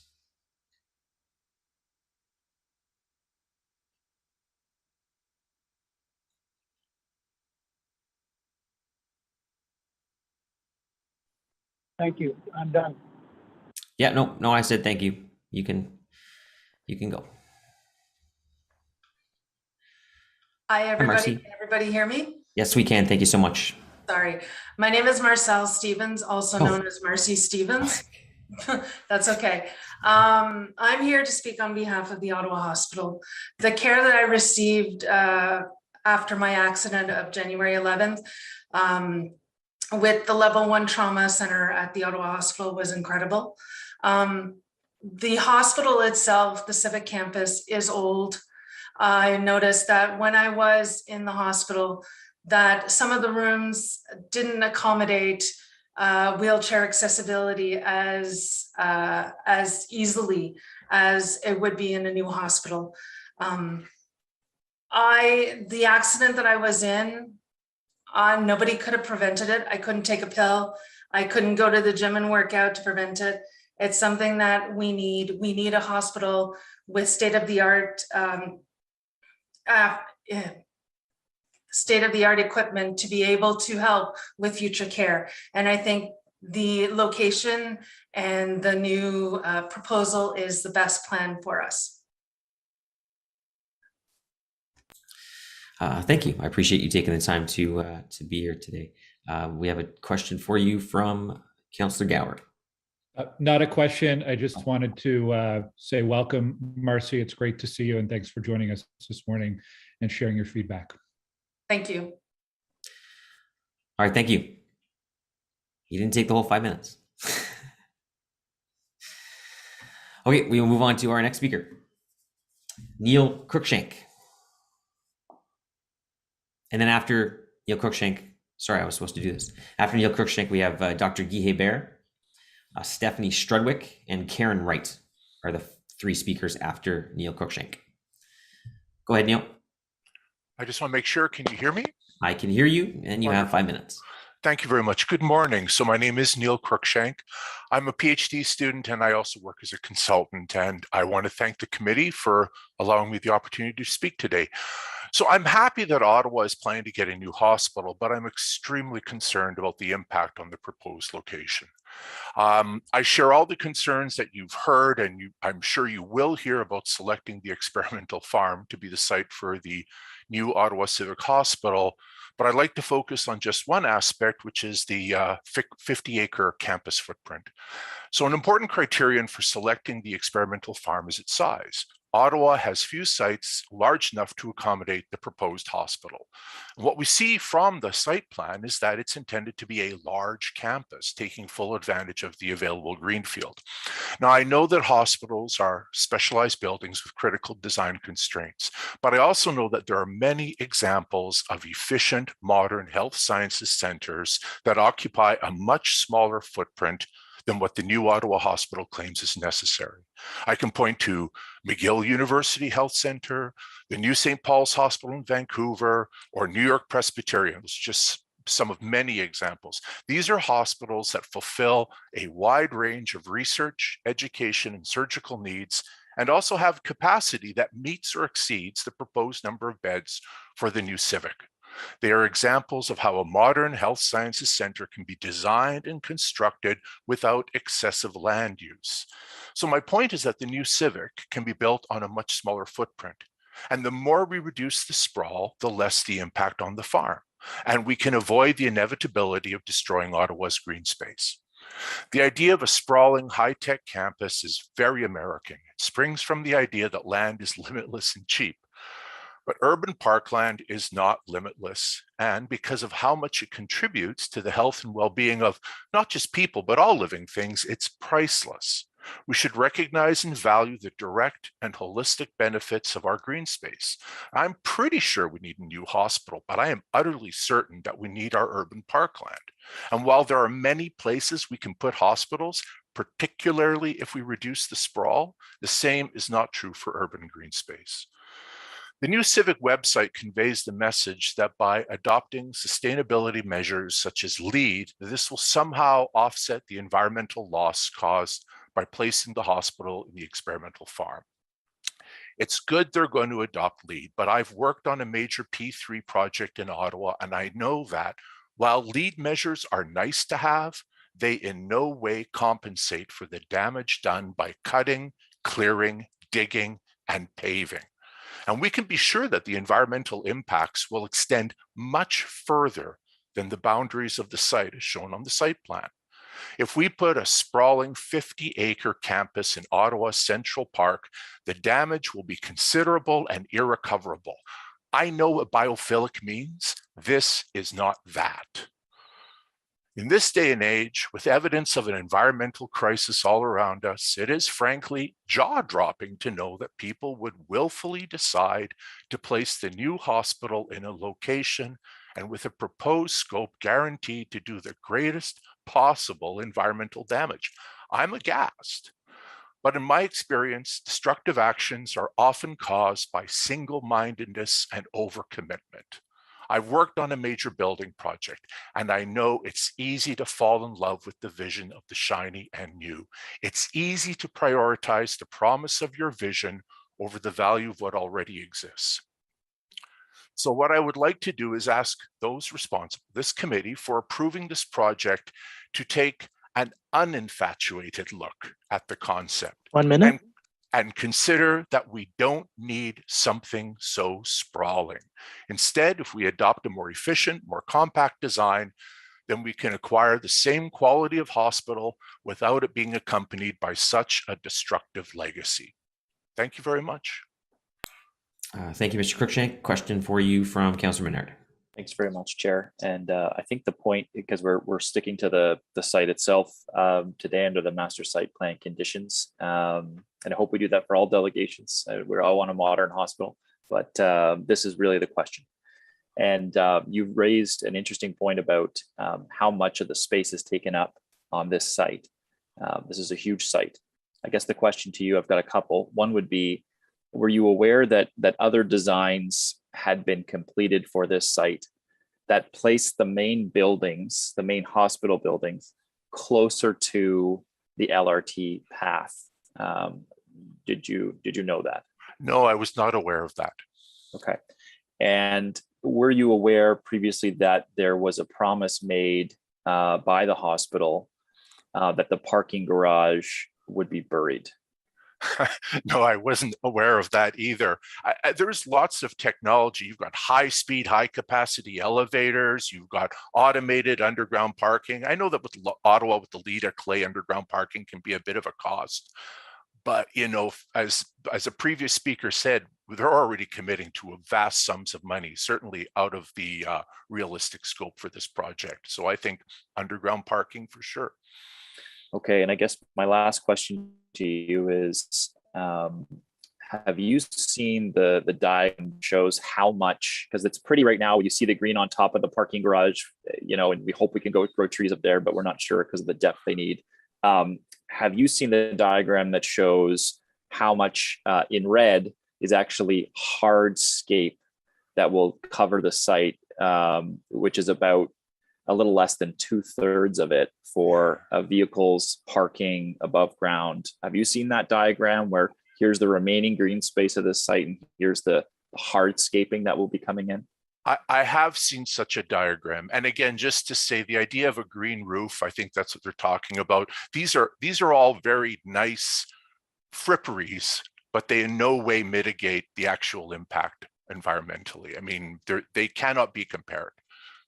Okay, I appreciate that. Appreciate your delegation, especially the point about many of the new modern hospitals being built on a fraction of the site, and what we could do here with the maintenance of precious green space in our core, while still having a very modern, multi-hundred into the thousands of beds as other hospitals have done. So thank you very much, Mr. Crookshank. Thanks, Chair. Thank you. Thank you. I don't see any other questions. Thank you, Mr. Crookshank. And just to Councillor Menard, I don't, as I said at the start, I'm not going to be cutting off any delegations. I'd like them to be focused on message, but I know that many of them prepared to be here today to say what they're saying, so I don't intend to cut off delegations. Our next speaker is Dr. Guy Hebert.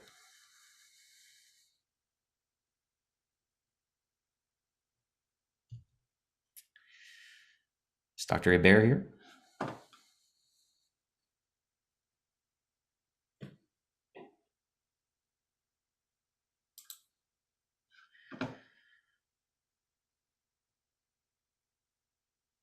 There he is.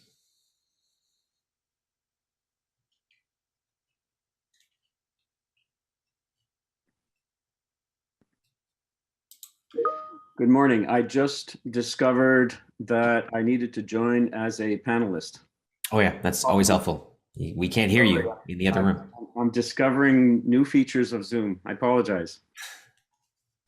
All right, so good morning. I want to thank the members of the committee for this opportunity to speak on behalf of my hospital, my department, and my team in support of the proposed new Civic Hospital development, its design, and its proposed location.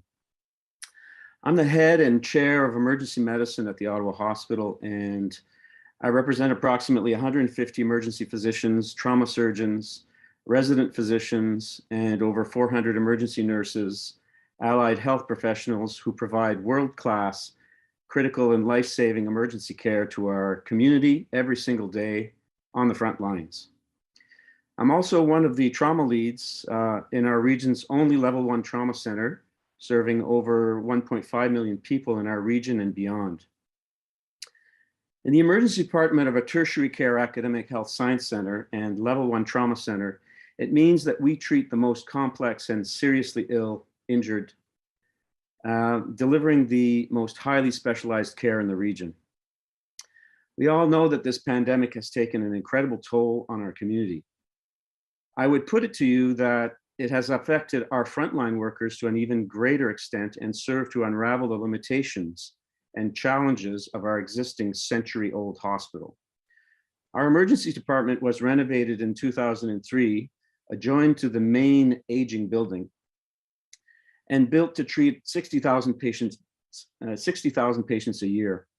Almost 20 years later, we treat over 90,000 patients a year, and with the aging population and growth projections, it will have us treat over 100,000 patients a year by 2030. The pandemic has highlighted the challenges of delivering care to twice the volume of patients in an aging and overcrowded facility, leading to patient care lapses and limitations. You've been hearing in media about how we need to resolve the problem of hallway medicine. That is care delivered in hallways, conference rooms, garages, cafeterias and gyms, and other alternate spaces. That is our world. This issue is never more acute than in an overcrowded emergency department trying to contain a pandemic. This new 21st century hospital will solve the issues of space, an emergency department designed and built to accommodate over 135,000 visits a year. Rooms will not be separated by curtains, but separated by walls with ventilation systems that contain the spread of communicable diseases and ensure patient comfort, privacy, and safety. The equipment will be state-of-the-art. The departmental design will be planned around team efficiency and a patient journey that focuses on comfort and safety. Our world-class team of doctors and nurses will have the best designed and equipped trauma facility with radiologic, diagnostic, and interventional capabilities within the emergency department itself that again will enable the optimal efficiency and quality of care.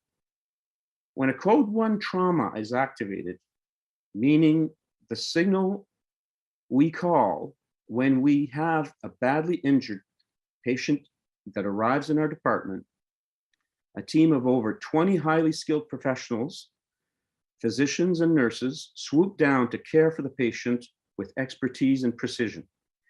Yet we are relegated to doing so in a room that should have twice the space and team mobility to optimize the timeliness of care. Our new trauma bays will solve this problem. Regarding our hospital strategic location, it is never more important to be centrally located than for trauma and stroke care. With these patients, every minute and every seconds count. The most severely injured sometimes are hanging on by a thread, and we have the narrowest window of opportunity to intervene to save their life. We call this the golden hour, the narrow time window to perform life-saving interventions, after which mortality rises exponentially. With stroke patients, brain tissue is starving for oxygen and the brain is at risk. And with every second, it could mean the difference between walking out of the hospital or leaving paralyzed in a wheelchair. Swift, efficient, highly skilled interventions are critical to survival, which can only be delivered at the Civic Hospital. That is why the strategic location of central placement within our city core and rapid accessibility to the greatest number of Ottawa's citizens is crucial. The Carling location will answer that call. Finally, I want to underline that the Ottawa Hospital is home to some of the best researchers and innovators in the country. We educate, train, graduate amongst the top clinicians in the world. Indeed, our training program in emergency medicine is the most research intensive and the most highly ranked nationwide. We know it attracts the best and the brightest. In order to sustain this position, this world-class 21st century facility is needed to pave the way. A state-of-the-art facility is crucial to delivering the best care that the citizens of Ottawa deserve. The time is now. This opportunity to lay the foundations for the healthcare of the future cannot be overstated, and the need has never been so great as revealed by this pandemic. Thank you for your time. All right, thank you. Councillor McKinney has a question for you. Yes, thank you. And thanks so much for coming out to speak today, and obviously for everything that you do in our hospital system. I can't overstate that enough, especially over the past 18 months, but beyond that. I know we're not talking about location today, and there's not much that I don't think anything that I disagree with on what you've said here today, but just quickly, I just have one quick question. Like when you talk about the central location, everything that you are asserting today with respect to the Carling location would have also been in place with the original site across the street from the current Ottawa Hospital. Would you agree with that? Absolutely. Okay. Yeah. And it's not to play devil's advocate to what you said at all. I just wanted to make that point. But thank you for coming out. And again, nothing that I disagree with. Yeah, just simply to add that placing a site way out west or anywhere else other than the central core would be detrimental to the people who live at the opposite end of the city. It's okay, because it's the end of today. We're not going to all of a sudden have a Ottawa Hospital in the Greenbelt, because that's not what we're doing today. So that's correct. No worries there. We will not all of a sudden punt this out to Navan. Thank you, but thank you for that. Okay. Thanks, Chair. Thank you, Councillor McKinney. Thank you, Dr. Hebert. So our next speaker is Stephanie Strudwick.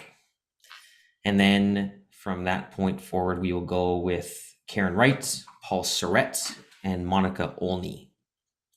So Stephanie Strudwick. Good morning. I'm just checking. Can you hear me? I can hear you. Thank you.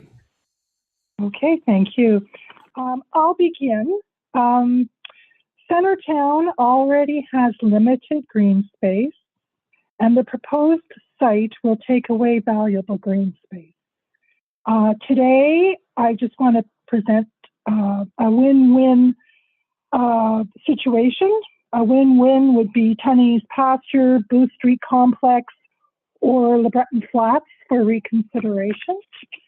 So I am speaking to you all in the hopes of a true win-win, a win to protect the valuable current site to be completely reconsidered from use, so this precious land can be preserved and enjoyed for many years from now. And a win, a very important win, where an alternative site can be considered for this much needed and much appreciated state-of-the-art hospital. An alternative site to be chosen which will ensure adequate space for expansion, particularly in the years to come. As the city continues to grow, there is concern that future expansion of the current site plan would be required in the coming years, and this would further compromise this precious federally owned, currently planned site. We all know that COVID has changed the demand for federally occupied office buildings, and therefore better use of these lands should be reevaluated for use at this time. Ideally, the outdated Booth Street complex should be given serious consideration at all levels. Tunney's as a site would have ample space for expansion, such as an on-site hotel that would accommodate visitors to the new campus, assuming the new campus moved there.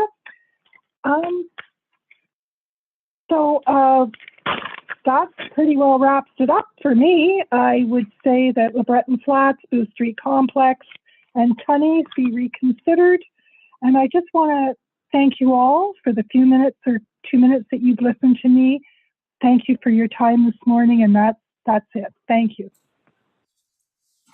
All right, thank you. So as you know, we aren't considering location today, but I will say that Councillor Brockington did have a motion at the start of this meeting that will be considered by Planning Committee that speaks to the preservation and seeks federal legislation to protect the area surrounding the master site plan to ensure that that encroachment that you are concerned about doesn't occur in the future. So that did come up. Councillor Leeper has a question for you though. Thank you very much, and thanks for the presentation. You started your presentation by talking about the lack of green space in Centertown. I'm guessing that you've taken a careful look at this proposal, in which there is a green roof proposed for the 4-story parking garage, which has been asserted to us to be a replacement for the public realm green space that is currently there. How do you react to that assertion? How do you feel the green roof replaces or not the current park? Not even close. I mean, we're the capital of a country, and we all know the tour buses go through there. It's not just the West Centertown or Hintonburg or Glebe residents that enjoy that space. You look at the Tulip Festival. We have tourists from all over the world that enjoy that driveway, that enjoy that space. Putting a hospital there just eradicates that. I mean, they can put something up on top of a roof, but let's face it, we're not stupid. I mean, it's not even close to the beauty that exists there now. And my concern is, what's it going to look like in 100 years? I mean, we want to preserve that for the great-great-grandchildren that have not been born in this city yet. And we are gradually expanding every day the population of this city. So it is more urgent than ever that we reconsider an alternative location and an appropriate location that will allow a state-of-the-art hospital to expand, to serve us, to have hotels on site so that when people are flown in from other cities, they can be accommodated, and so can their family, so their families can be beside them. We need a really good space like Tunney's Pasture, where we can, have on-site places for out-of-town doctors and nurses to stay, and a hotel, a good-sized hotel that will, allow visitors to get those valuable treatments they cannot get at home. Okay, Ms. Trubik, I know we're not talking about location today, but I do appreciate the perspective on the utility of that green space. So thank you very much for that. Thank you for asking. Thank you, Councillor Leeper, and thank you, Ms. Strudwick. Thank you, Stephanie, for your comments. We now move to a delegation from Karen Wright from the Civic Hospital Neighborhood Association. Yes, hello, thank you, and good morning. Our neighborhood, the Civic Hospital neighborhood, extends from the O-Train Trillium line to Island Park Drive, from Carling Avenue to the 417. We support a well-planned and thoughtful development of a new civic campus. However, the revised traffic impact assessment and other application documents still do not address numerous specific concerns of our association. Therefore, we request the holding zone provision placed on the property not be lifted until additional conditions are applied. We request the following 8 conditions for the lifting of the provisions. Number 1, the provision of funds for the study, consultation, and implementation of local traffic mitigation. That funding should be provided by the city or the applicant for a comprehensive study and implementation of local traffic mitigation strategies. The most pressing issue is to find a way to condition or otherwise introduce funding for volume impact mitigations. Critical volume impact considerations have been omitted from the traffic impact assessment and need funding to address. We support Councillor Leeper's motion in this regard. The second related motion is to conduct a neighborhood traffic management study, and more importantly, implement strategies to mitigate infiltration of traffic. The application should include an evaluation of neighborhood traffic management needs with the intent of mitigating infiltration of traffic generated by the new campus. Those strategies should be implemented before the new campus opens to ensure foreseeable issues are prevented. This view was supported by an independent peer review conducted by the CHNA by Garrett Donaher, a professional engineer, transportation engineer at Englobe Corp. It must be emphasized that the neighborhood traffic calming studies, a tool repeatedly referred to in the TIA as a means to address traffic infiltration, is not the means to mitigate additional traffic volumes on the street. A traffic management study is the correct tool. Please note, there is no accounting in the TIA for the traffic impact due to the ongoing operations at the existing Civic campus and the Heart Institute. We support Councillor Leeper's motion in this regard. Number 3, we wish to improve the auto driver share analysis to be more accurately forecasting the future auto driver share by means of a survey of the commuting modes conducted with the hospital staff at the existing campus. We're basically seeking to improve the quality of the analysis. The assumptions for the projected reduction of auto driver share from the existing 85% to 50% and later 35% appear to be optimistic and based on a flawed argument and should be restated with accurate data. The range of the auto drive share estimates ranges from 88% to 9% in the TIA. This alone speaks to the weakness of the current analysis. The provision of adequate on-site parking is therefore highly questionable and likely inaccurate. Number 4, integrated LRT.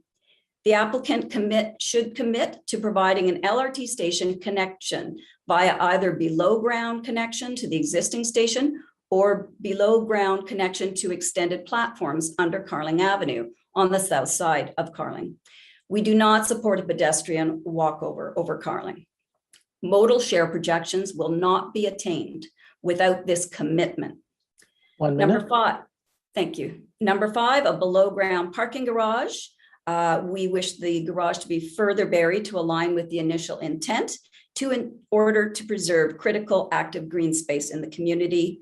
Number 6, Maple Drive needs to be restricted to urgent vehicular traffic.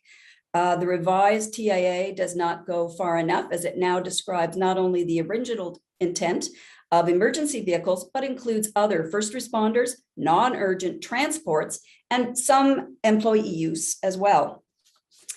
Number 7, directional signage, the H sign on the 417. We ask that the TOH commits to submitting to the province an application to move that sign.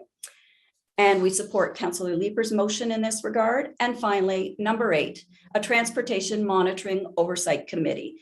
The owner has agreed to our request to create a transportation monitoring program with terms to be determined. However, we are restating our request that the program includes representatives of local community associations. Thank you for ensuring a successful proposal. And thank you for your deputation. We have questions from Councillor Leeper. Thank you very much. And thank you very much for obviously a very comprehensive presentation. The key question I have for you is that, you know, a lot of the assumptions around the hospital are built around the fact that we can mitigate some of the impacts of the traffic, be it volume, be it speed, be it parking. In your experience of the city's traffic management programs, what has been your experience of the city actually implementing mitigations to existing or projected traffic problems? I think it's been very challenging for the community and for the councillors. Everyone acknowledges that we have increased challenges as the city intensifies. However, the budgets that each councillor has for traffic mitigation are extremely limited. So in fact, critical intervention is typically not seen nor possible. That's why we're really asking for additional proactive studies so that we know where the problems will be. And secondly, some funding to ensure that the mitigation actually happens. Yeah, I think on both fronts, that's what my motion is intended to accomplish, and I'm hoping that colleagues will support me in that. Karen, thank you very much. Thank you. Thank you, and thank you, Councillor Leeper. Are there any more questions for Ms. Wright? Seeing none, thank you. And our next delegate is Paul Surratt of the Dow's Lakes Residents Association.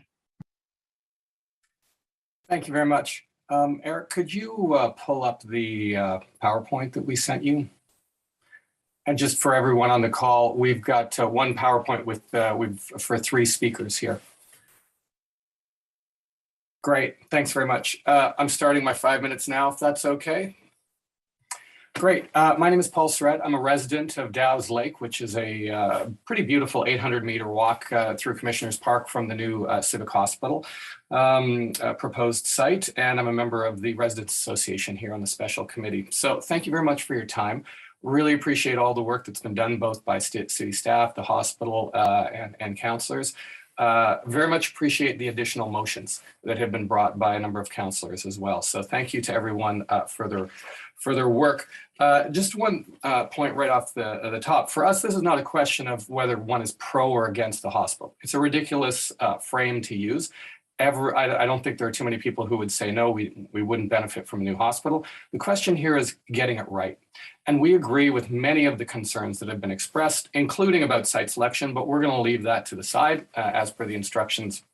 And we're going to follow in Karen Wright's vein in terms of talking about some of the impacts on the adjacent communities and ask, in fact, I'll even use the word beg. We'll beg this committee to please hear them and to please put into action some steps that will help mitigate the worst of the possible effects. So the new Civic Hospital is going to essentially add the population of Whitehorse in the middle of a dense downtown neighborhood. And I think the impacts on adjacent neighborhoods are going to be significant. I'm going to speak primarily about the traffic or the transportation impacts. And then some of my fellow residents will speak about a number of the other issues.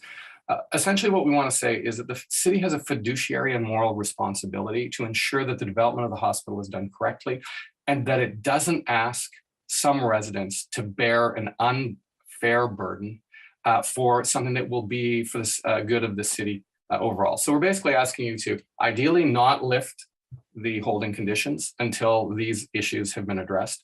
To, at the very least, guarantee that you will work with the neighborhood associations and support some of the motions that have been, I would say all of the motions that have been proposed.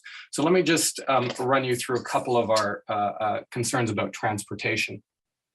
It's hard to get a real handle on some of the figures, but it seems like there's potentially 20,000 predicted daily visits to the hospital when it opens, rising to 35,000. I'm not sure if that's 100% correct in all of the documents because it's a bit of a moving target, but they're going to be very highly predictable. And sorry, if you can flip forward on the PowerPoint slide there, Eric, about 3 slides. Sorry, I'm not used to being able to do that. One more, and then one more. Thank you. The highly predictable impacts of the new hospital are going to be to create increased volume of traffic, as well as much more intensity in terms of the speeding, running red lights, et cetera, that we see on the main arteries, such as Bronson, Carling, Queen Elizabeth, number 1. Number 2, significant increase likely in volume of cut-through traffic and the increased frequency and intensity of speeding and running stop signs.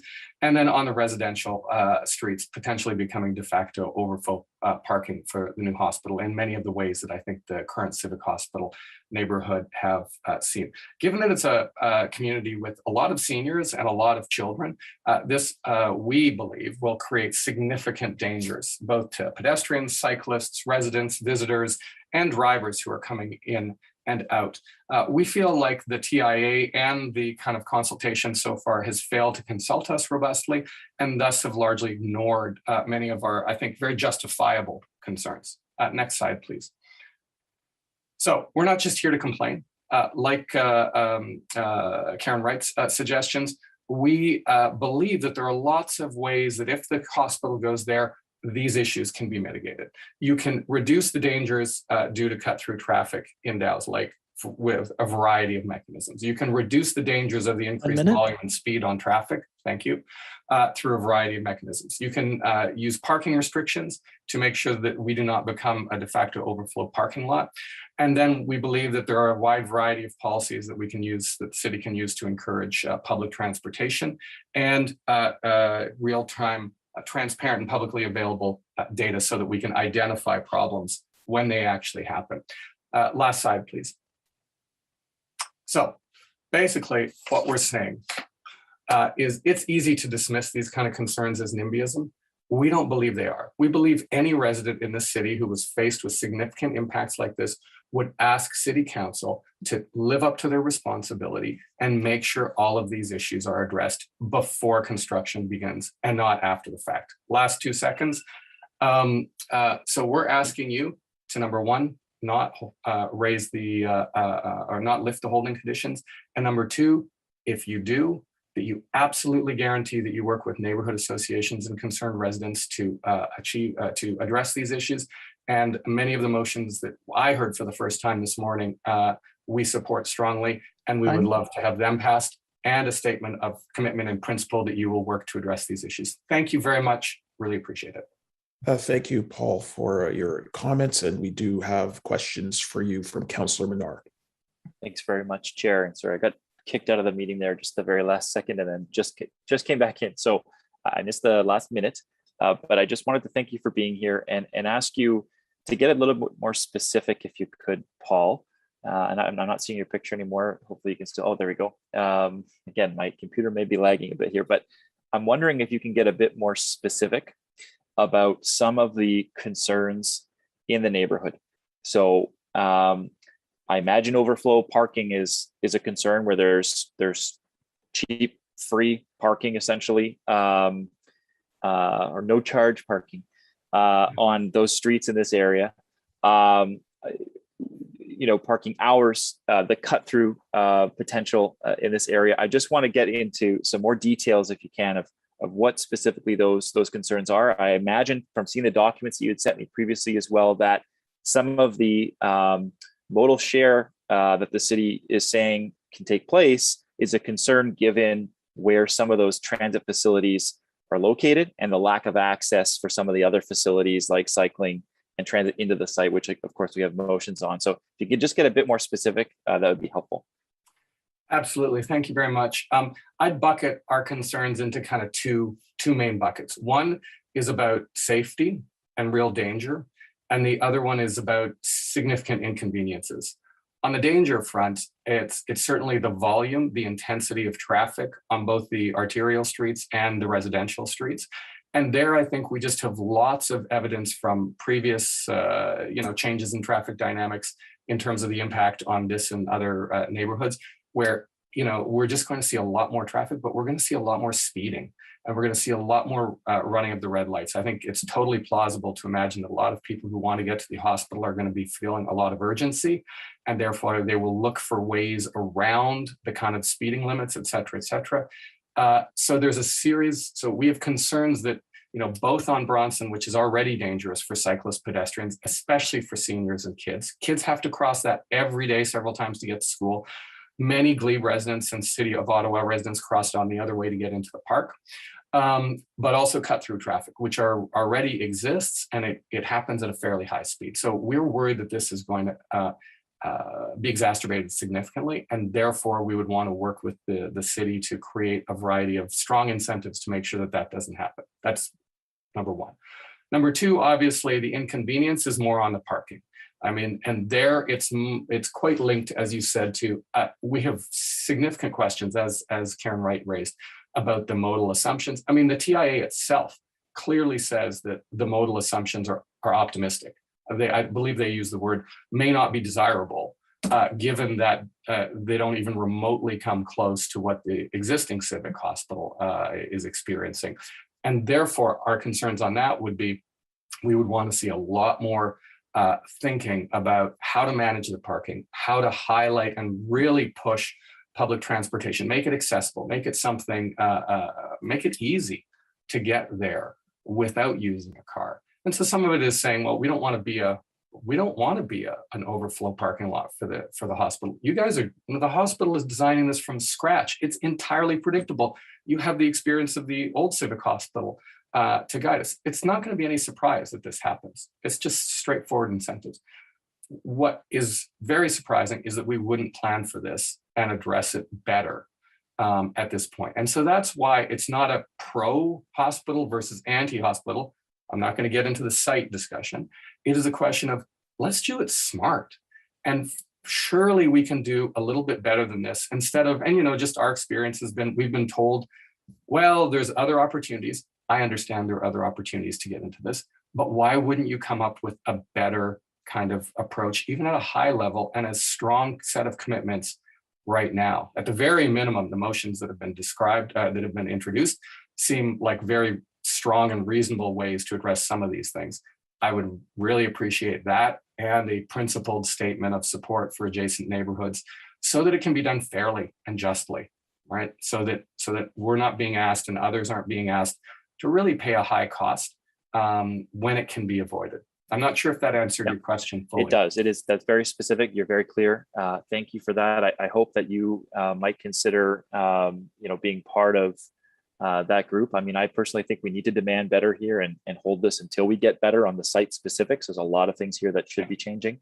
But on the transportation side, I hope that you'll consider, as an individual and as a representative of that community, taking part in what should be the hospital engaging in the transportation impact assessment within the neighborhoods. They say they're going to be doing that. The city is giving that responsibility to them. The hospital will have to decide, which is why we've phrased the motions we have the way we have today. So they need to be open to that. And I guess we'll have to ask that question of them later on today. Thanks, Paul, for your delegation. Thanks, Chair. Thanks. I would love to participate and bring a constructive problem-solving mindset from our point of view. And thank you, Councillor Menard. We also have questions from Councillor Dudas. Hello, Paul. Actually, not even so much as a question, but just more of a mention of appreciation. The circumstances as they are will be impactful on the surrounding community. And I very much appreciate you coming to committee and taking the time to not only share them, but in a very, as you even use the word, constructive manner, speak to the need for a proactive approach to this. So I wanted to thank you for that, because I think that regardless of what the end result is, whether the hold stays on or off, to have a proactive approach and to make sure that parking is addressed and traffic is addressed and any of the implications of the increased use of that site on the community and the surrounding community is completely valuable and, as you said, predictable. So to get out in front of it is appreciated. So I just wanted to thank you for that. I think it was very beneficial to hear from that perspective.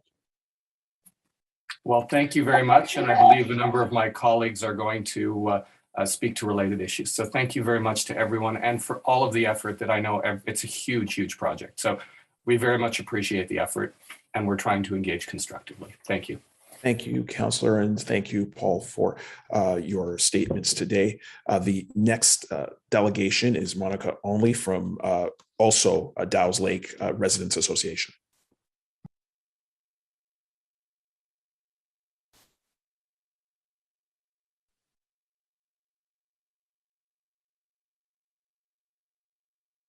And Can't hear Monica, you. Monica, you can go ahead.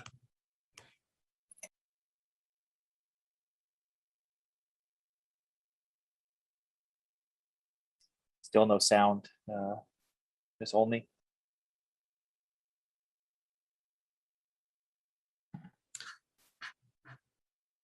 And maybe staff can assist Monica with fixing her sound.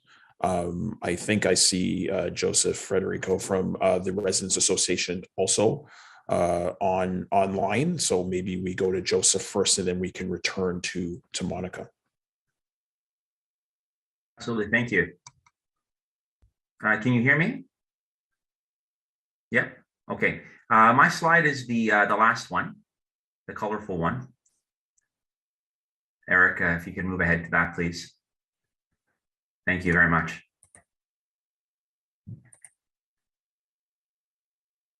Perfect, thank you so much.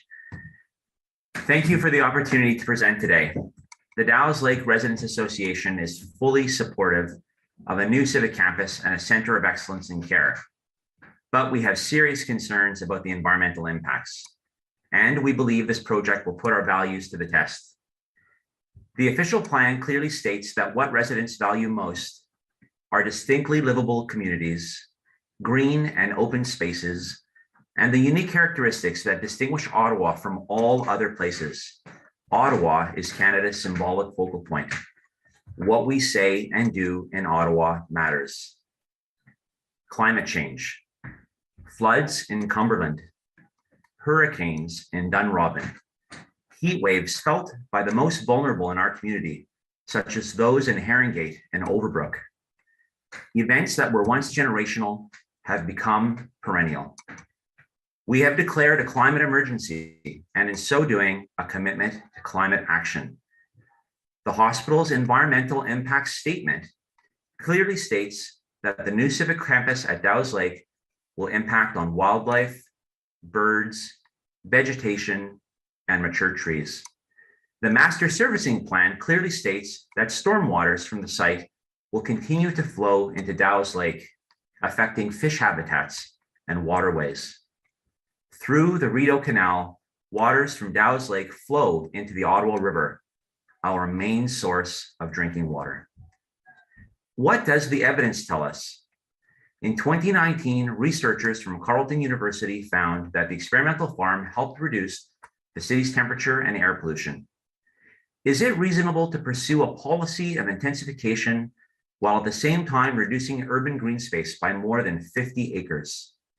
In 2015, the David Suzuki Foundation reported that green spaces help keep cities cool and clean. The elderly and those living in poor, high-density areas are the most affected by air pollution and heat-related illness. Does using more than 50 acres of urban green space help build a more just and inclusive city? In 2017, The Lancet reported that a modern anesthetic machine running for 1 hour was the same as 230 cars running for the same period. In 2019, the Journal of the American Medical Association reported that the healthcare sector was a significant source of greenhouse gases. Green cities are healthy cities. If we are going to use over 50 acres of urban green space in the heart of Ottawa, we must do it in the very best way possible. Environmental impact assessments maximize positive impacts and minimize negative ones on the environment and nearby communities. Environmental impact assessments by the Impact Agency of Canada are guided by principles including reconciliation and partnership with Indigenous peoples, basing decisions on scientific evidence and Indigenous knowledge, providing predictability, transparency, and timeliness, and meaningfully engaging with the public. A new civic campus at Dow's Lake, a major development on federal lands, beside the Dominion Arboretum, on a National Historic Site, and next to Ontario's only UNESCO World Heritage Site. We need to be sure that we measure twice and cut once. The environment, air quality, rising temperatures, the impact of climate change on people, the elderly, those living in high density areas, the vulnerable, the disadvantaged, the sincerity of land acknowledgements, reconciling with our past, building a future, healthier cities, happier people. Dow's Lake environmentally sensitive, ecologically rich, and urban green space in the middle of our city. This hospital will be a major development on federal lands. What is 5 required is seconds. an independent environmental impact assessment. Without one, you should not lift the holding provisions. I would like now to pass the camera to Carmen Sanchez, President of the Dallas Lake Residents Association. Thank you for giving us the opportunity to present today. You have heard some compelling arguments from members of our community. The new Civic Hospital is a legacy project that will reach beyond our time. You have a fiduciary duty to do what is right and what is necessary. It is imperative that we take the time we need now to make the right decisions and achieve the best outcomes for the future. Again, thank you for your time and consideration. Thank you. We appreciate your comments, and I see that Councillor Menard has questions. Thank you. Thank you very much, Chair. And sorry about my screen. I keep lagging here, but thank you so much, Ms. Sanchez, Mr. Federico. Nice to see you, and good presentation. I wanted to go further into the environmental impact assessment portion that you had talked about. Obviously, there is concern with how much green space will be lost to paving over in this area. And this is considered a major project, $2.8 billion, a major development on federal lands. So I understand the hospital has put forward reports on the environmental impact statement, not the same as an environmental impact assessment. And I just wanted to get further into that. What details are you aware of when an environmental impact assessment must be done, and your background knowledge on an environmental impact assessment for this site in particular?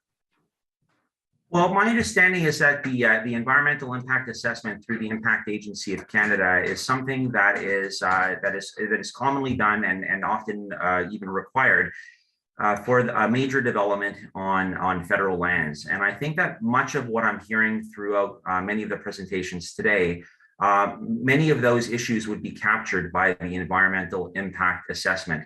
Again, it would be done independently through the Impact Agency of Canada. It would look at many impacts that would affect the site itself, of course, the green spaces and the environment.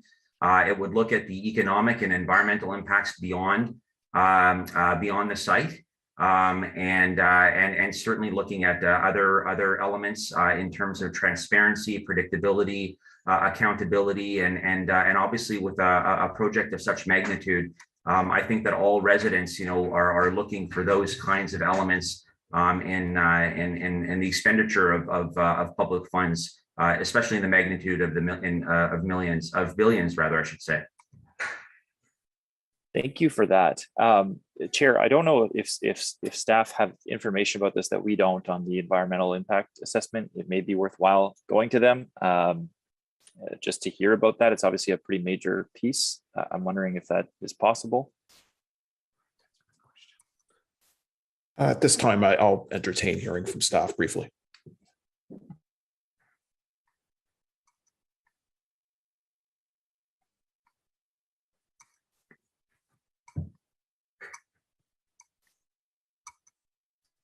Mr. Chairs, I can get back to you in a moment. I have preliminary, there's information that sorry, getting feedback.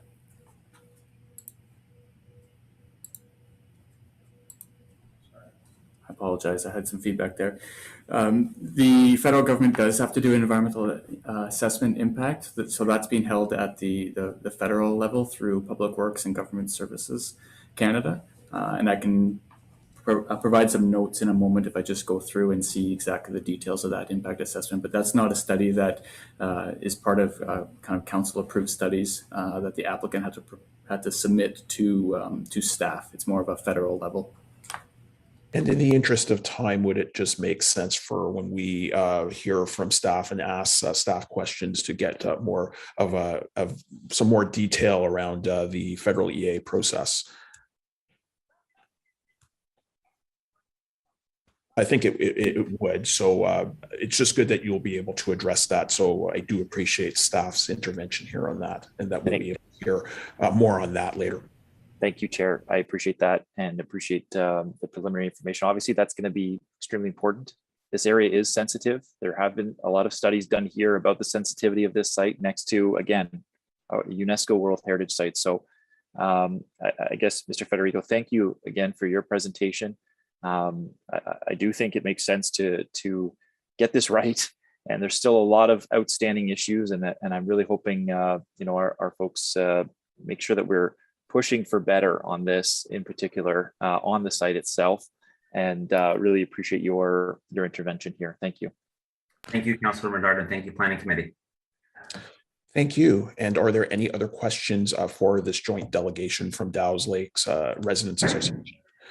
Seeing none, just wanted to see if Monica can interact with us and provide her delegation. I believe she's called in, Chair, and she should be enabled to speak over the phone at a minimum if her system audio is not working. Excellent. Yes, can you hear me now? We can hear you, so please go ahead. You can hear me? Oh, We great. I can. wonder if you could back up the slides a little bit to the one that says Finance 1, please.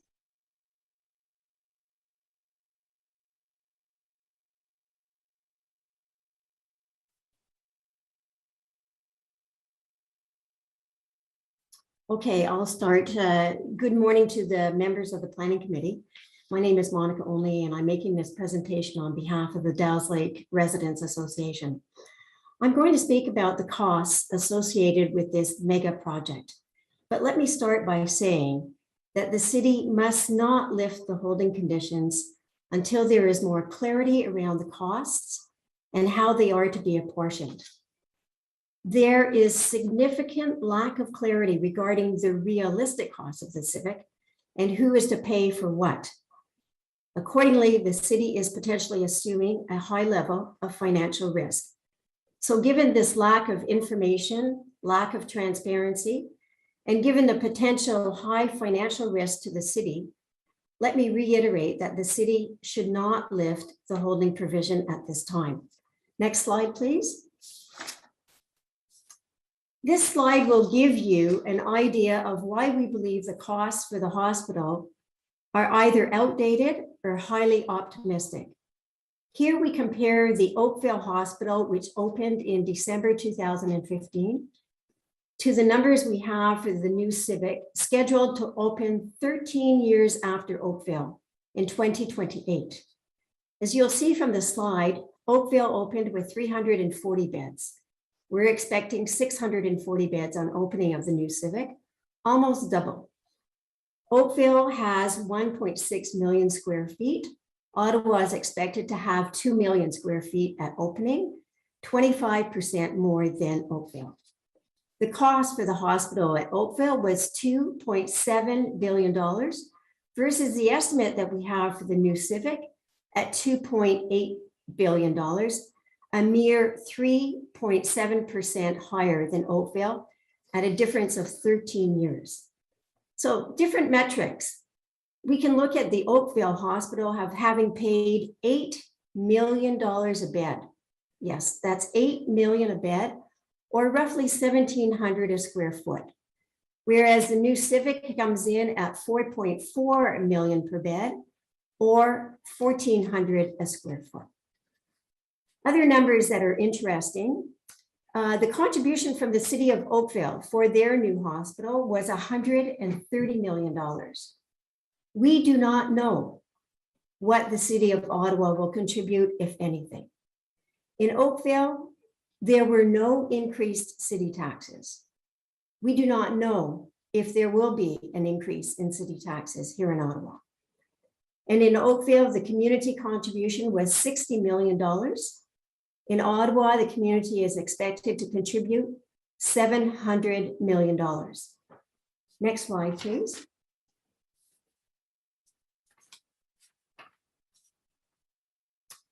Let me say a few words about the expected $700 million to be raised from the community. We have no reply from the Ottawa Hospital as to their plans as how to raise that princely sum of 700 million from the community. City staff have suggested that the 700 million will be raised by the hospital through fundraising, parking fees, retail and restaurant operations. And of note, for the fiscal year ending 2021, net parking revenues from the 3 campuses of the Ottawa Hospital totaled $11 million. And parking revenue usually goes to the purchase of new equipment. On the right side of this slide, it details additional potential costs to the city. So the master servicing report by Parsons identified challenges with respect to water surfacing because of topography. It identified the need to relocate private sanitary infrastructure and stormwater sewers on the farm. It identified significant flooding risks in a lower Mooney's Bay collector and the Nepean Bay trunk. And in addition, we know that there will be traffic gridlock and congestion at key intersections, which will demand road modifications, signaling, signage, and there will be a need to rebuild bike paths. Next slide, please. In conclusion, there is far too much financial uncertainty and vulnerability for the city to lift the holding conditions at this time. With such incomplete information, the fiscally responsible course of action is to keep the holding provision in place until further information is available. And both the city and the hospital would be in breach of their fiduciary duties if the holding provisions are lifted at this time. Thank you. Thank you, Monica, for your delegation. Are there any questions? And I see that Councillor Menard has raised his hand to ask questions.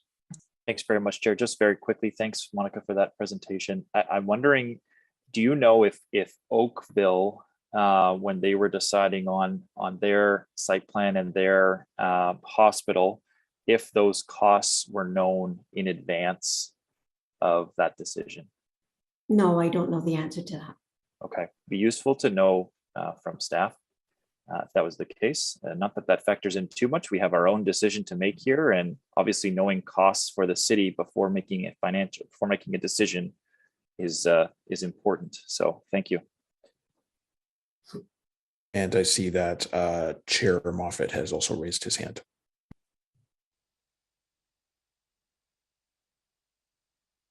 And we can't hear you, Chair. I forgot to unmute my other mic. Sorry, in the presentation, you mentioned about Oakville and the cost to taxpayers. You said that the $130 million was no impact on taxpayers. Can you elaborate on that, please? Yes, my understanding is that the city of Oakville actually sold some business that they were involved in. And so the proceeds from that business were their contribution to the hospital. It resulted in not having to raise taxes. And just as a comparison, another number here, the city of Windsor, which is also looking to build a new hospital and just slightly ahead of Ottawa, about 5 years ago, they brought in a tax levy for all the residential tax bills there. And so everybody has a levy that they will be paying annually for a total of 14 years. So in the case of Oakville, no, there was no increase in taxes. In the case of Windsor, for 14 years, the residents will be paying increased taxes. Yeah, in Oakville, they did use $40 million from a previous sale. It wasn't something that was sold in order for them to fund the hospital, but it was a previous sale. So they took $40 million in money that they had accrued from that.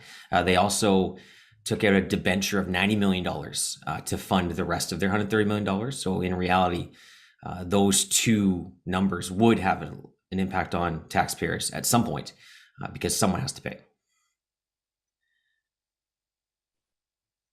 Thank you, Chair, and thank you, Monica. I don't see any other questions from the joint committee. So the next registered speaker is Christina Robbins from Botanica Residents Committee.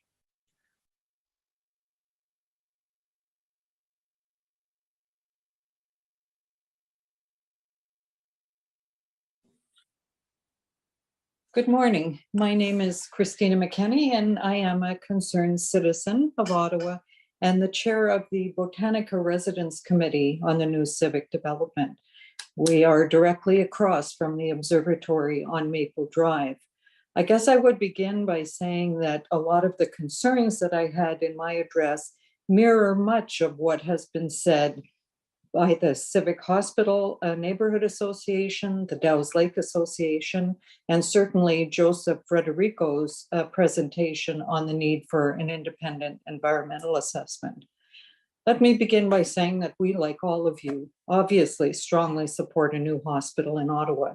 It needs a replacement. It is an aging campus. We don't disagree with the central core requirement, although there are people who live east, west, south, north, in all of the suburbs who share equal needs in terms of being able to access the Civic Hospital very quickly.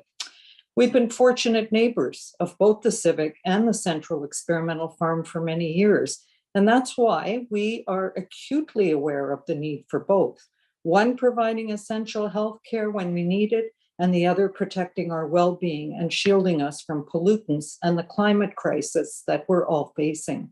From a health perspective, the trees and green space of the Central Farm are equally important to the very significant historic aspects of the farm, which we stand to lose. We've been told repeatedly that it was the hospital who rejected the NCC's recommendation in 2016 to build at Tunney's Pasture, and who chose the current site. While they may have pressed for this site, they aren't the authority to choose or decide the use of this public land.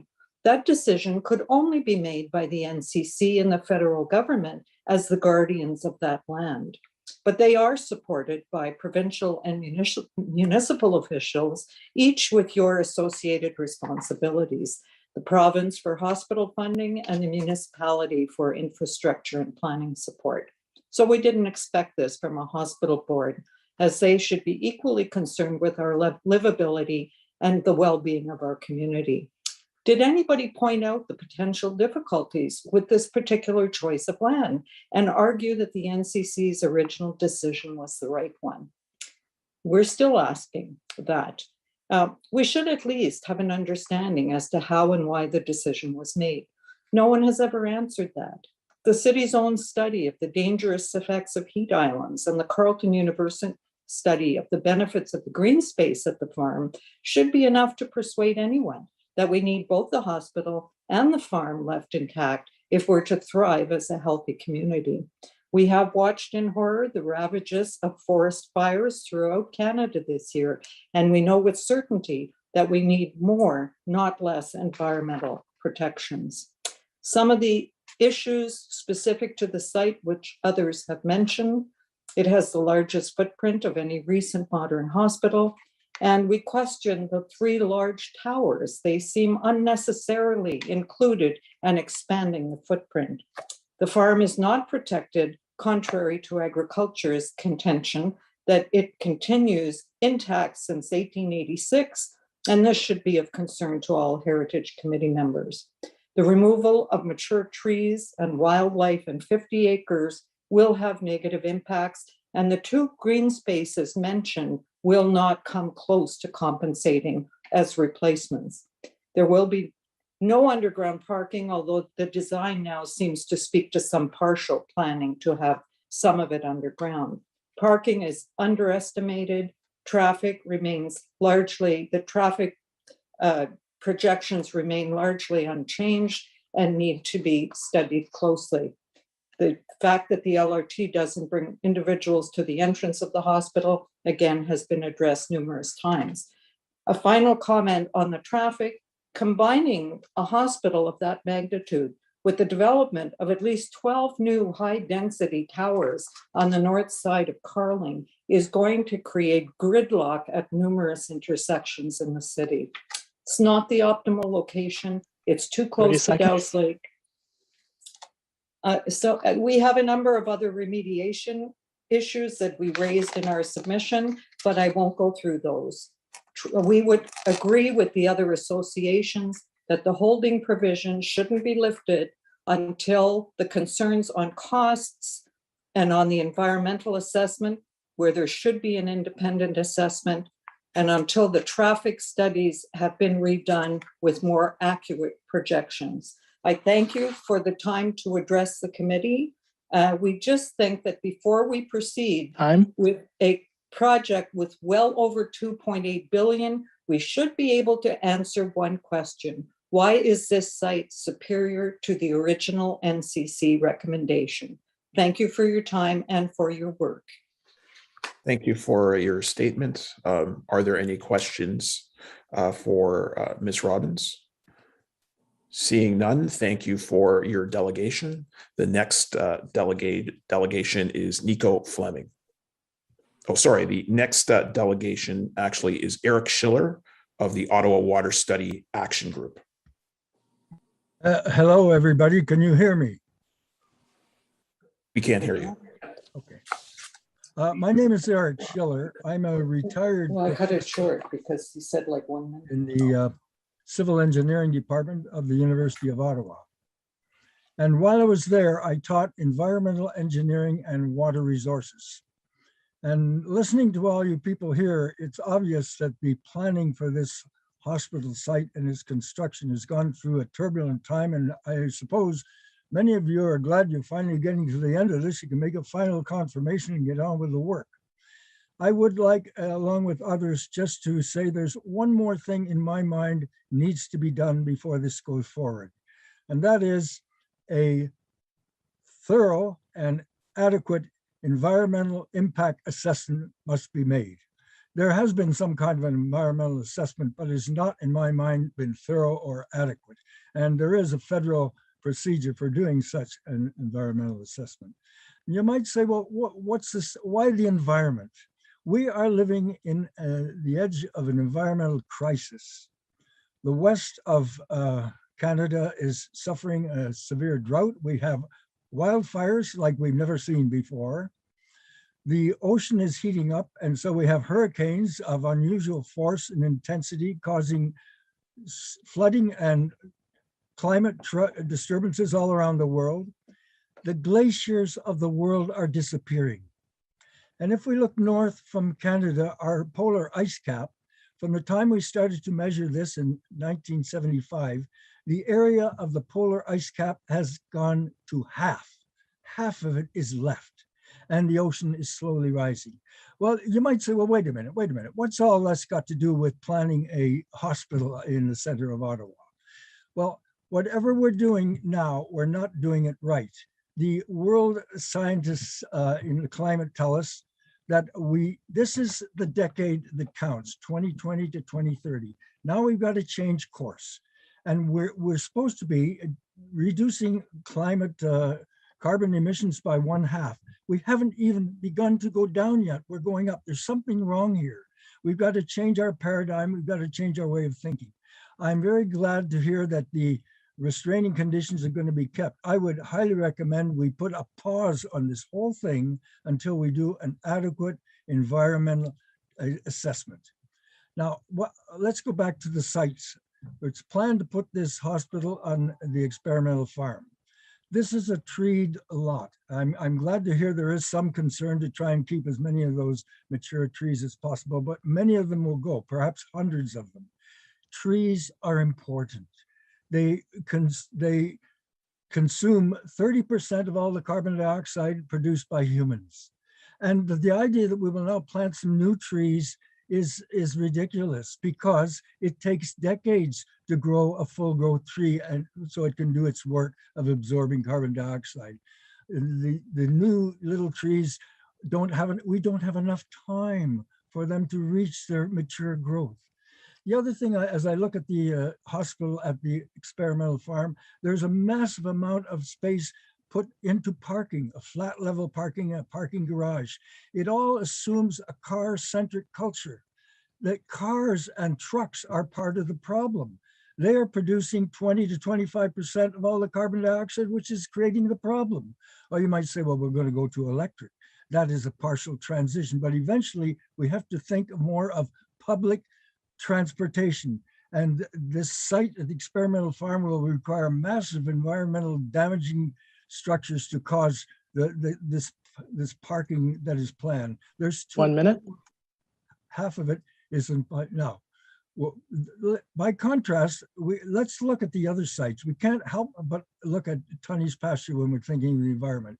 It's flat, there's no trees, there's an LRT station. It's built for the future. It's cheaper and it's better. So I ask you, this is the decade that counts. What we do now will determine our future. And this hospital will be built right smack in the middle of this decade. Look at it through environmental lenses. Put a pause on it. Do not lift the constraining conditions. Your children will thank you for it. We're talking about their future. Thank you. Thank you, Mr. Schiller, for your comments. Are there any questions for this delegate? Seeing none, thank you for your delegation. The next delegation is Nico Fleming.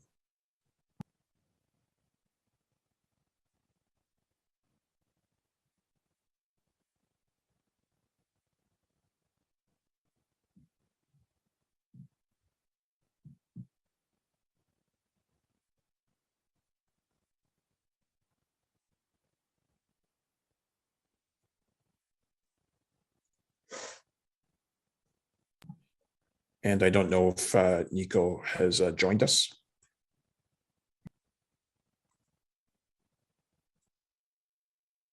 He's just coming online now, Chair.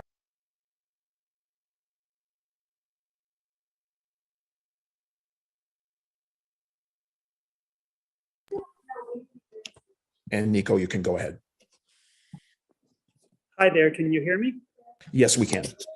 Great, thanks very much. And sorry, I'm actually doing this call from the Ottawa Hospital, the General, where I had a procedure this morning, so it's not ideal audiovisual. So my name's Nico Fleming. I live in the Dow's Lake neighborhood. You can see the proposed new campus site from the end of my block. I'm also a frequent hospital user. I have a rare and likely fatal form of cancer. And I'm only here today to be able to speak to this because of the incredible work by healthcare professionals over 3 years at the General Campus, at the Civic Campus, and at Princess Margaret in Toronto. So I think any of the 3 main proposed sites for the hospital would be reasonable, including the Dow's Lake one.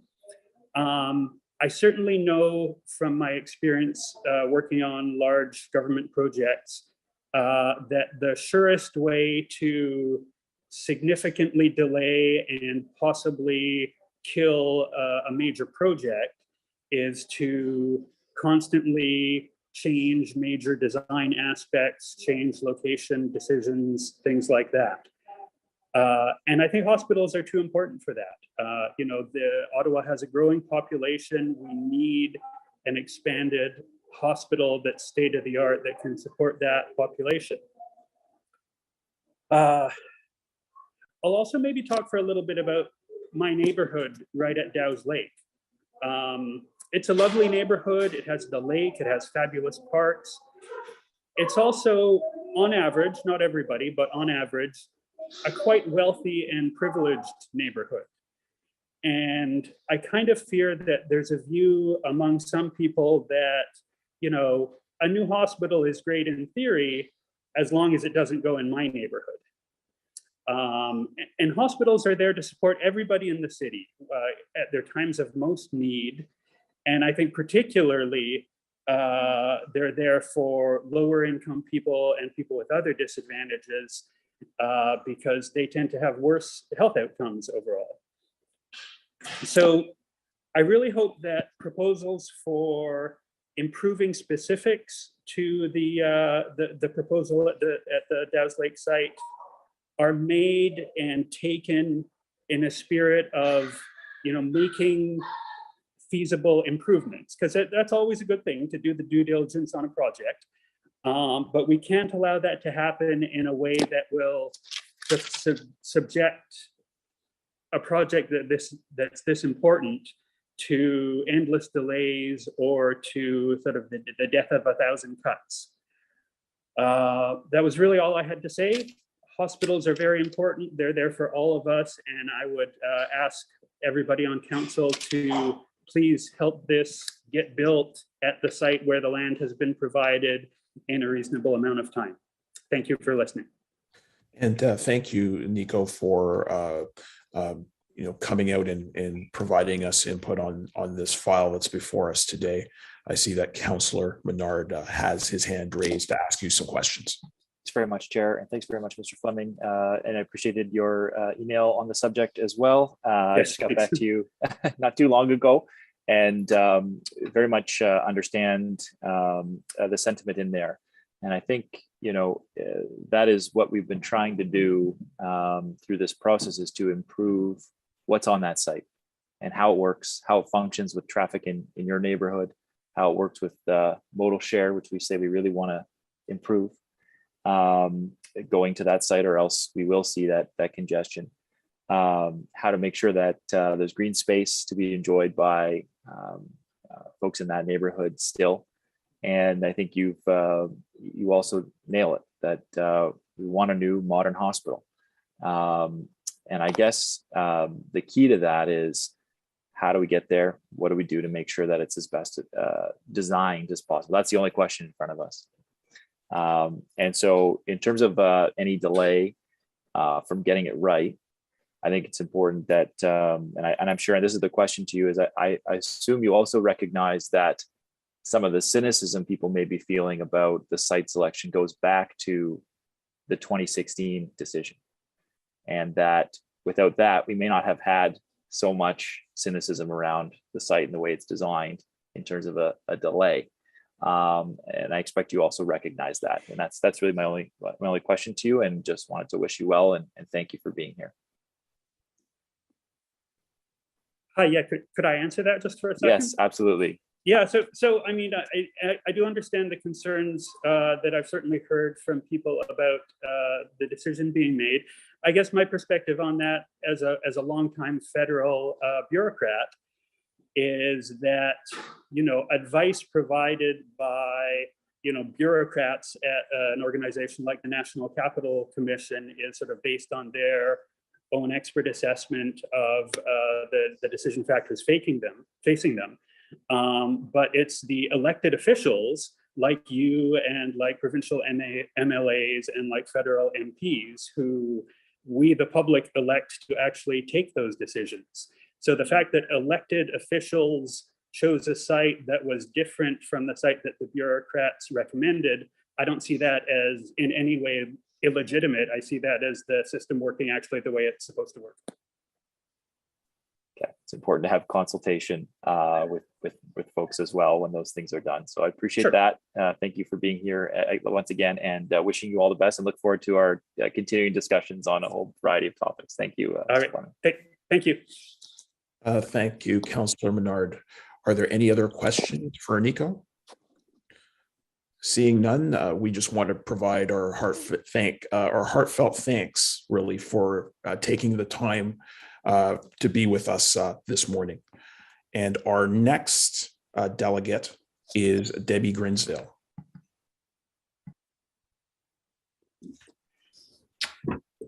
Good morning, and thank you for this opportunity. My name is Debbie Grisdale. I'm speaking from the unceded territory of the Algonquin Nation. I worked and lived in Ottawa for the last 30 years. Understand, has been pointed out by many, the need for a new civic hospital. However, I am opposed to the significant loss of trees and green canopy at the farm site. Today, I speak to you from my roots and about my concerns. The farm kids were a group of children who lived at the Central Experimental Farm in the early 1900s because their fathers held positions there. My father, Simpson Grisdale, known as Sam, and his 5 siblings were farm kids because my grandfather, Joseph Hiram Grisdale, joined the staff of the farm in 1899 as an agriculturalist. 12 years later, he succeeded William Saunders to become the second director of the experimental farm from 1911 to 1919, at which time he went on to become the deputy Minister of Agriculture until his retirement in 1932. My father and his siblings, all born on the farm, grew up in what was called the superintendent's house, beautiful house of turrets, chimneys, and porches that was torn down in the 1930s to build the William Saunders building.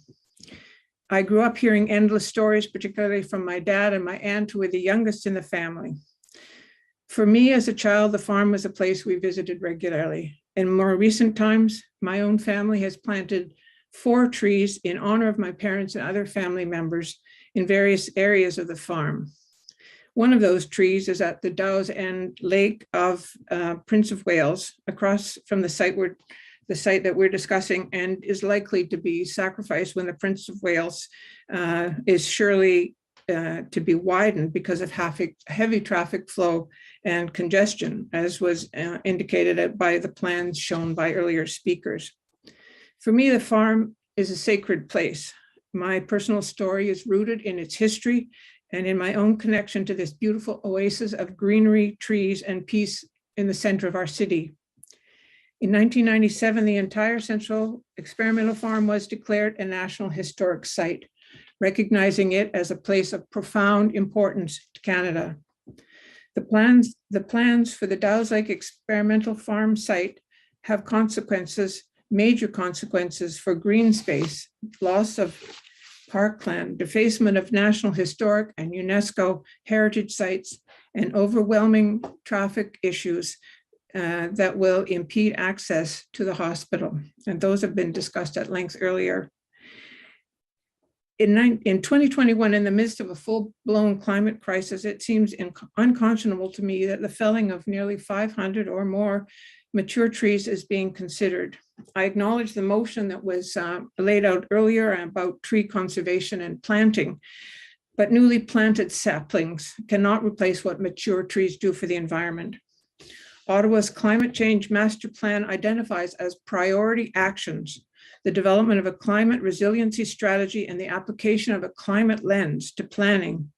The new official plan cites the need to protect, enhance, and manage trees to build resilience to climate change.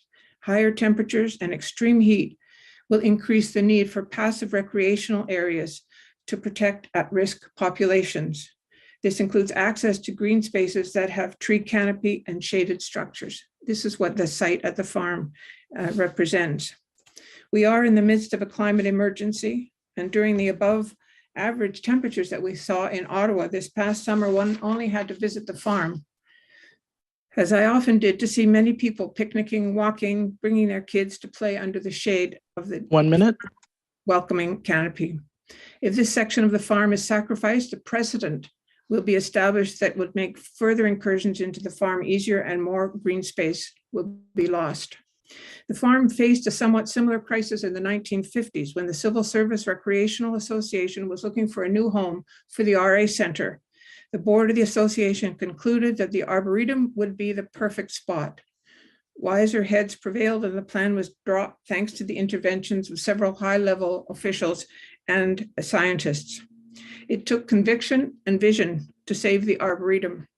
In the midst of a climate emergency in 2021, your vision and conviction are needed to save green space, this historic site, and serenity for present and for future generations.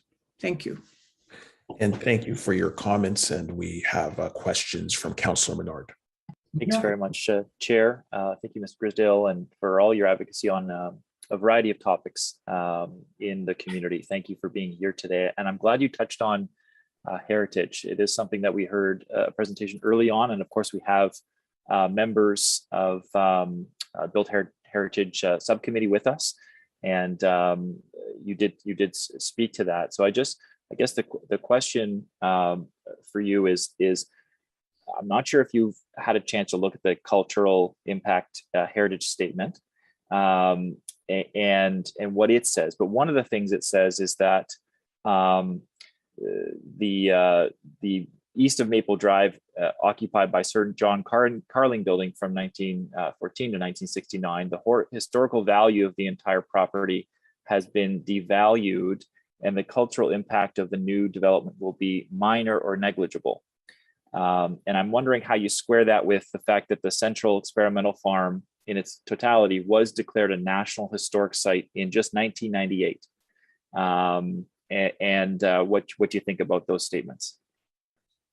Well, I think the timing is significant. The impact of the new hospital site, I would say, and the shadow, the virtual shadow that it would cast over the whole farm area would be significant, and that can only speculate underestimating what have been, excuse me, any references to traffic flow and difficulties that raise. So I think the site there would have an impact on the entire farm and also on its historic status. Thank you for that. And I guess my last question is really about the designs. There was an original design put forward by the hospital that had much of the landscape preserved closest to those remaining heritage buildings, Dominion Observatory and others. And it was to the northeast of the site, much closer there, where the main buildings were there, with preserving much of the rest of that landscape. In your mind, would that be better than what we currently see in front of us today? Well, that's perhaps a more specific question that I'm prepared to answer. I think my biggest concern is the loss of the green space and the and trees and canopy. And so I recognize what you're asking, but I'm not in a position to give an answer that I'd feel comfortable with. Fair enough. And that design, that initial design, without having seen it, of course, did preserve much more of that space. So I appreciate you being here. Thank you for your delegation. Thank you. Thank you, Councillor. Are there any other questions for Debbie? Seeing none, thank you for your statement today. The next registered speaker is Diane McIntyre. Good morning. Before you start my time, Mr. Chair, would you please ensure that all the members of the committee are actually there? Because I'm just seeing blank names and I have a right as a citizen to know who's listening to me. So please don't start my time until we at least have all three chairs and the members of the committee. Thank you. I'll wait until you give me the start and I'll press my timer as well.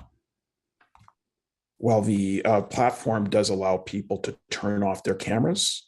But we do have city staff that ensures that we have quorum at all times. We can't continue the meeting without quorum. So we will obviously, we're all here to listen to you and the public, and we're doing so, I believe, diligently this morning. So please begin your delegation. Thank you.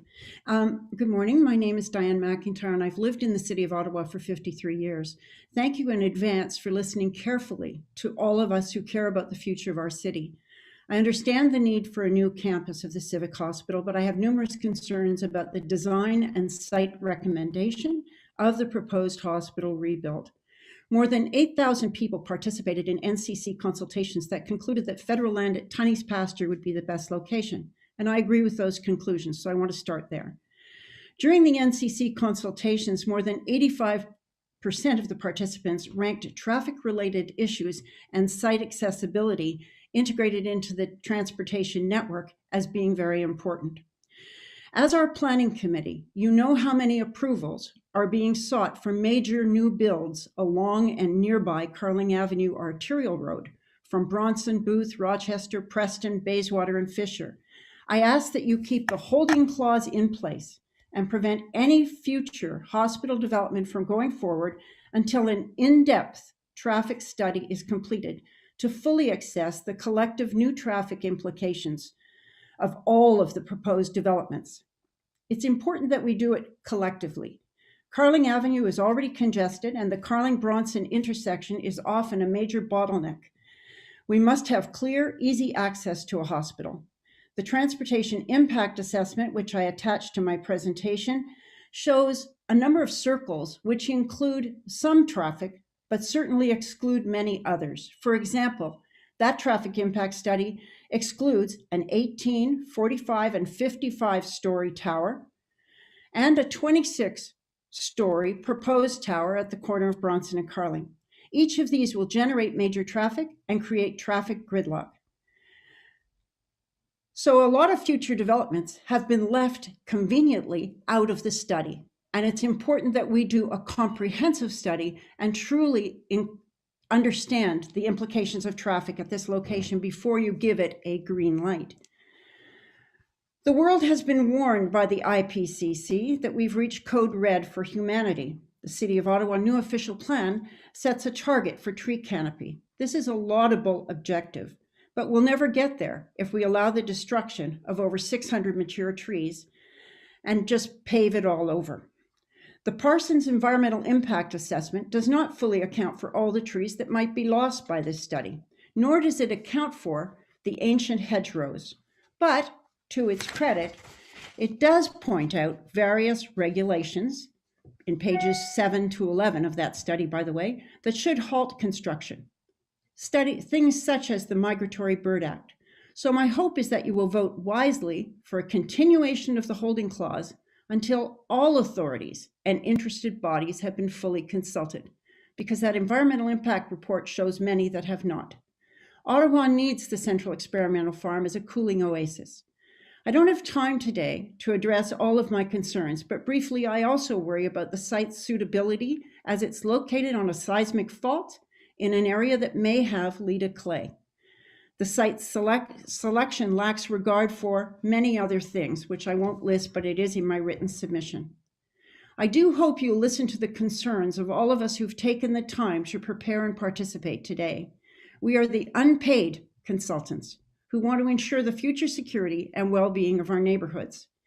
In attachment 2 to my letter, which I sent you, I've included excerpts from Bylaw 2018-400, City of Ottawa Code of Conduct, as reminders of our citizen expectations that members of council shall at all times serve and be seen to serve the interests of their constituents, and the city in a conscious and diligent manner, and shall approach decision-making with an open mind.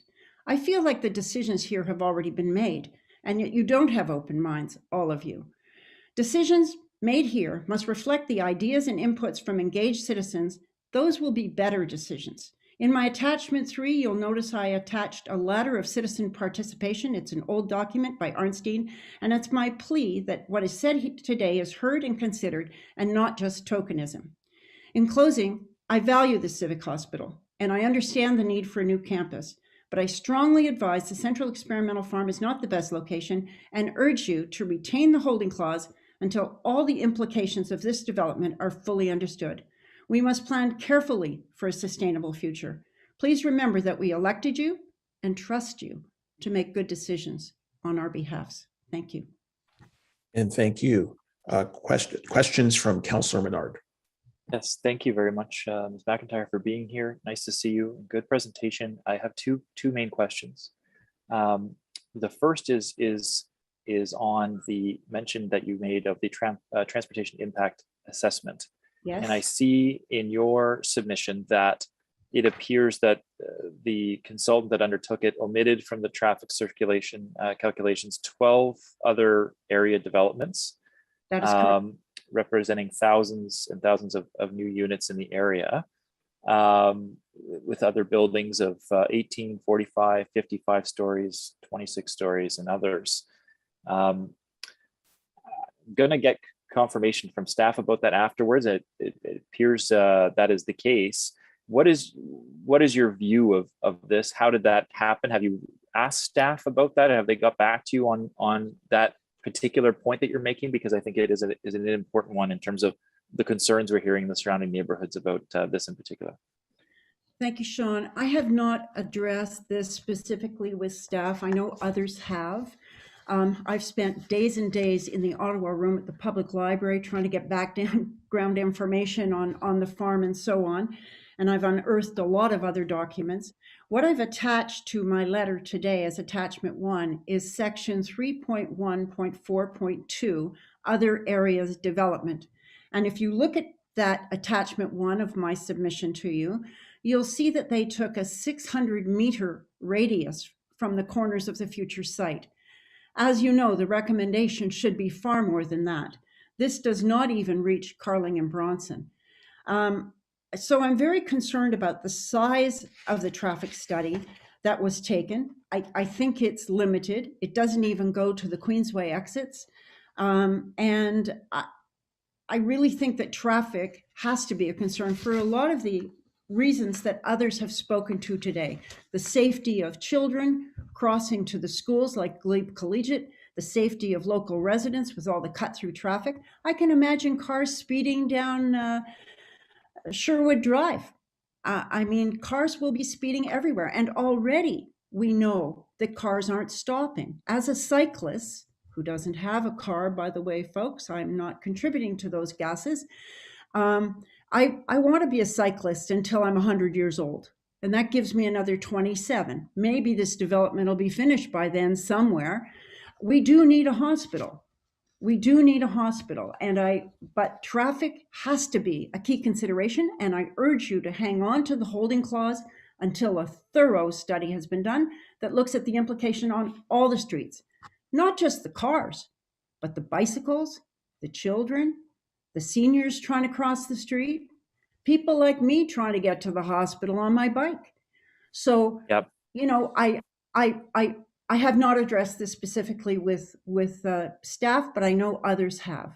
Okay, we'll raise it with them afterwards. And I did want to just key in on one other point, and that's around is my son. He's got the other headphone here, so I did want to key in on one other point you made, and it was briefly made, but it's about the trees on the site. I know you've been out, you know, in search of how we protect those trees. Why are those trees so important? What will the loss of them mean in this area? And what can we do to preserve as many as possible on site? Well, first of all, many of those trees are unique species. And a tree takes as much space below the ground as it does above the ground. So it is a very false premise to think that you can put it on the roof of a garage. You can't. If a tree goes up 30 feet, it goes down 30 feet, and it goes out 30 feet. Those are roots, and those roots are interconnected.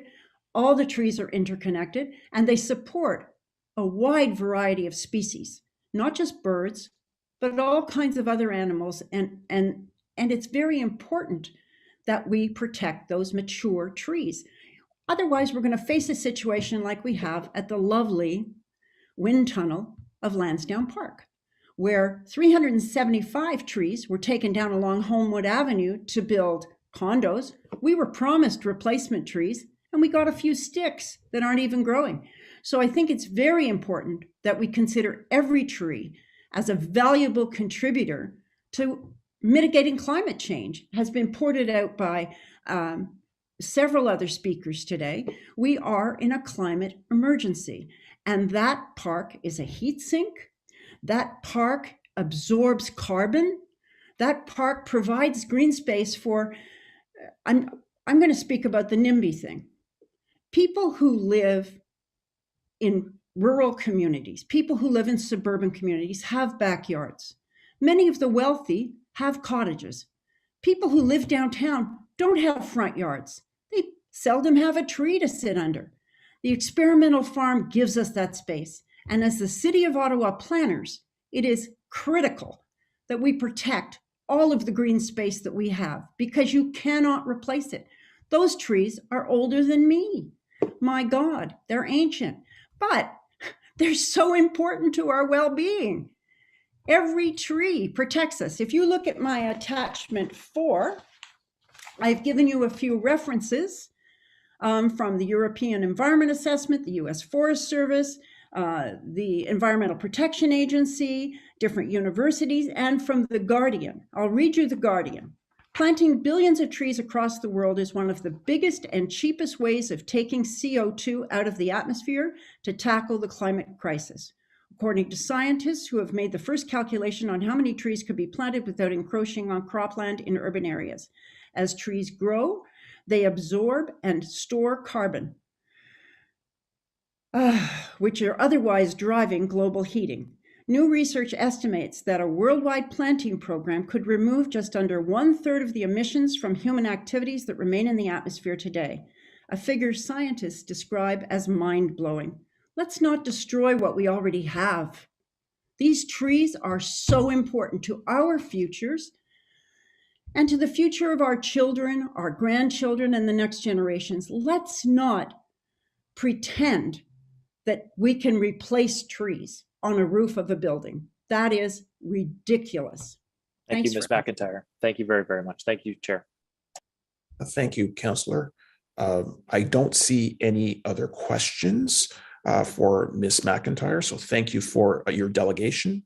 The next registered speaker is Jane Keeler.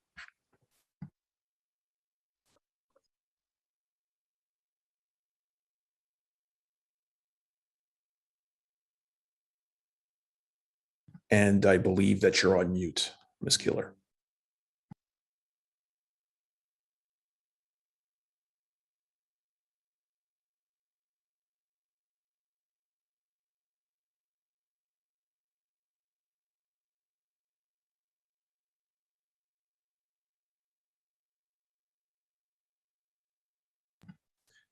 And you still appear to be on mute.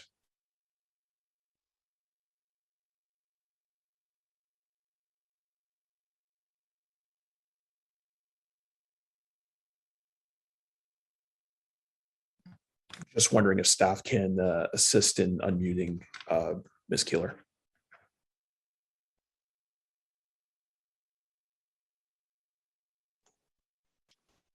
I've asked to unmute. She may be receiving a prompt on her end.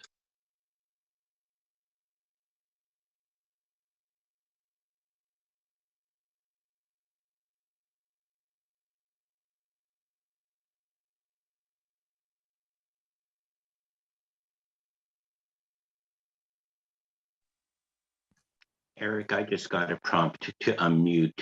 Maybe you sent it to me by error. I don't know. Just saying. Perhaps send it again to the resident.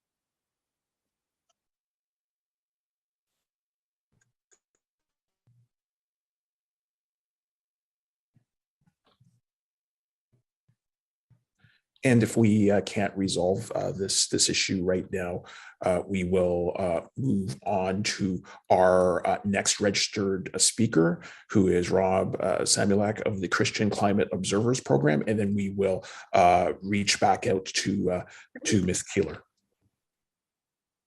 So Rob, please go ahead. Hello, my name is Rob Samulak, and I have lived in Ottawa my entire life. I am here today to voice my opposition to the current plans to build the new Civic Hospital on the current experimental farm grounds that would cause a 50-acre loss of public parkland and the destruction of almost 600 mature trees when better options are available.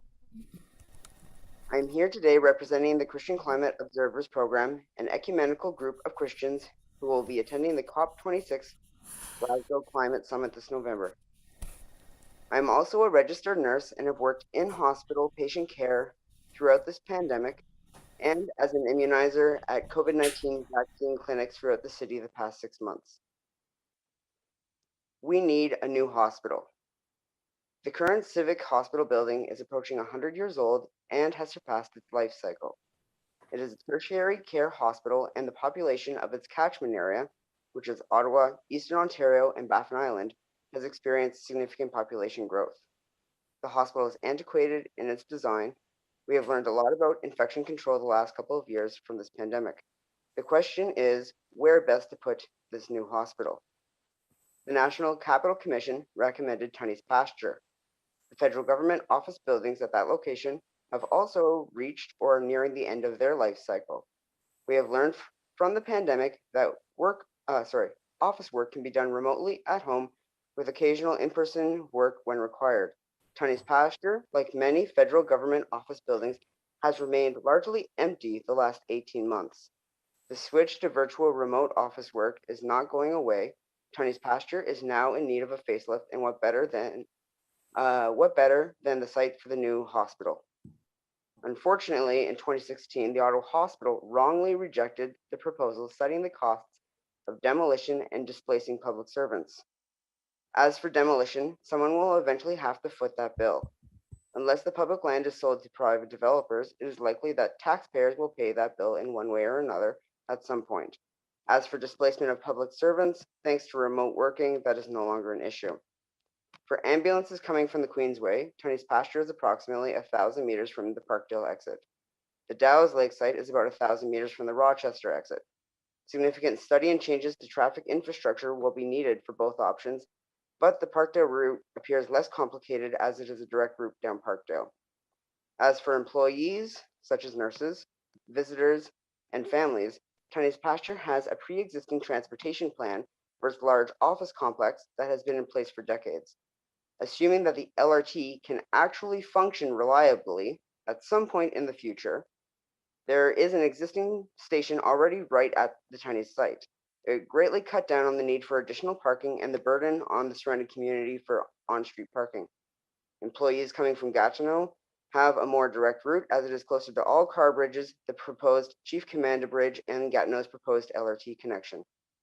Dow's Lake, Queen Elizabeth Drive, Prince of Wales Drive, the Experimental Farm, bike paths are all major tourist destinations, as well as places where people go to relax and get away from hectic urban life.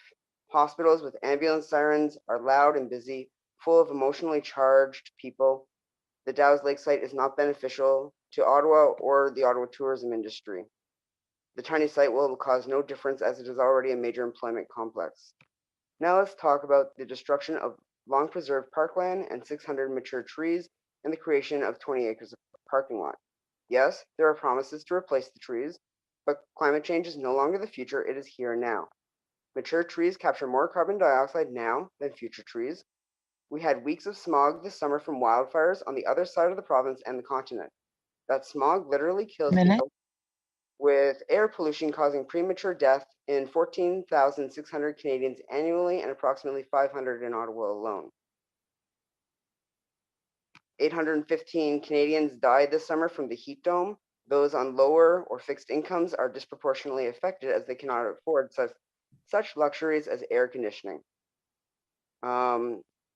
After the 2019 Ottawa River floods, the National Capital Commission alone had $10 million in infrastructure damages. That does not include the City of Ottawa property or private property. We all need to wake up to the current reality that is climate change. This council rightfully declared a climate emergency. Unless those words were more than just blah, blah, blah, it needs to be backed up with action. Now is the time to act, and we must act aggressively. Changing the Dow's Lake site to the Tunney site is one way to act more aggressively, despite the what TOH wanted. From a climate perspective, Tunney's is a better option. From an employee perspective, Tunney's is a better option. From a tourist industry perspective, Tunney's is a better option. From a health perspective, Tunney's is a better option. From a resident perspective, Tunney's is a better option. Please do not build the new hospital at Dow's Lake. Thank you. Thank you, Rob, for your comments. You have some questions from Councillor Menard. Thank you very much, Chair, and thank you for being here, Rob. Rob, also thank you for, I believe you started the butterfly run, yes, if I'm not mistaken, and for your healthcare service to Ottawa. Just appreciate what you've done for our city. In terms of this site itself, on the site, I'm wondering if you've walked the site, if you've been through it, and what you think of when you're surrounded there in that beauty. I know some members of planning committee have had the chance to walk it as well, but just wondering your takeaway from what the site currently is as it exists. The site is currently has lots of trees, has the surrounding arboretum. It's where people go to relax and get away from hectic life that is living in Ottawa. I go to the experimental farm to also do exercise. Going there and experiencing ambulance sirens, it would just take away from all that. It would take away from the effects of the green space, both on health and for the environment. I think it would be a huge loss. Okay, thank you very much. Thank you. Thank you, Councillor Menard. All right, thank you, Rob, for your time today. And we're gonna go back to Jane Keeler. I believe she has sorted out her unmute function. Thank you very much, and for coming back. I'm a retired councillor, MSW, who has worked in 3 locations in Ottawa, Carleton, U of O for med students, and for Indigenous women and their children at Minwashin Lodge. I'm also the co-creator of a Stand with the Trees photographic initiative connecting Ottawans with the trees of the farm. And because of that, I've spent hours among the trees which will be eradicated if this master site plan is accepted. I believe that one of the tactics of some developers who face public opposition is to begin to cut trees ASAP. They know that once you've killed the living inhabitants of an area, it's easier to move in. I believe this has already begun on the experimental farm site. From the position of those who do not see trees as important, they're just clearing the way for their work. When I see a tree lying on the ground in segmented chunks with huge trunks which have no sign of illness, I feel heartsick. And I've already seen that sad demise in the area of the annex. At the beginning of the planning site documents, it's declared that the decision to put the site of the Ottawa Hospital on the experimental farm was a federal decision, and therefore the city decided to align its process to match the federal government's intents. However, it seems clear that the interest of the city may not match the interest of the federal government in this case, because the design offered for this hospital is not only inappropriate and contradictory to the needs of the Ottawa citizenry, it would be a huge detriment to their health. This site plan would become the crime of the century because it's killing 100-year-old trees, as well as creating an inoperable traffic pattern. The protagonists may say they followed procedures, but if you do not consider the outcome that actually will be produced by those procedures, you will have created a nightmare, which will continue for decades. Community itself would become like one of those sorry hospital jokes where the surgery was a great success, but the patient dies. The plan was a great success, but the health of the city declines.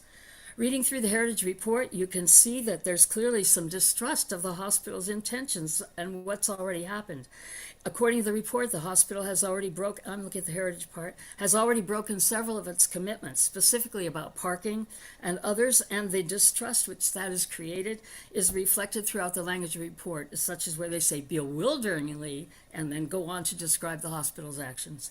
To me, it seems both tragic and laughable that this site plan would be described as integrating wellness and recreation when it first removes the sources of health, living sources of cooling, of oxygenation, as well as carbon capture, and at the same time it interferes with beauty, with cycling and walking, and passive enjoyment.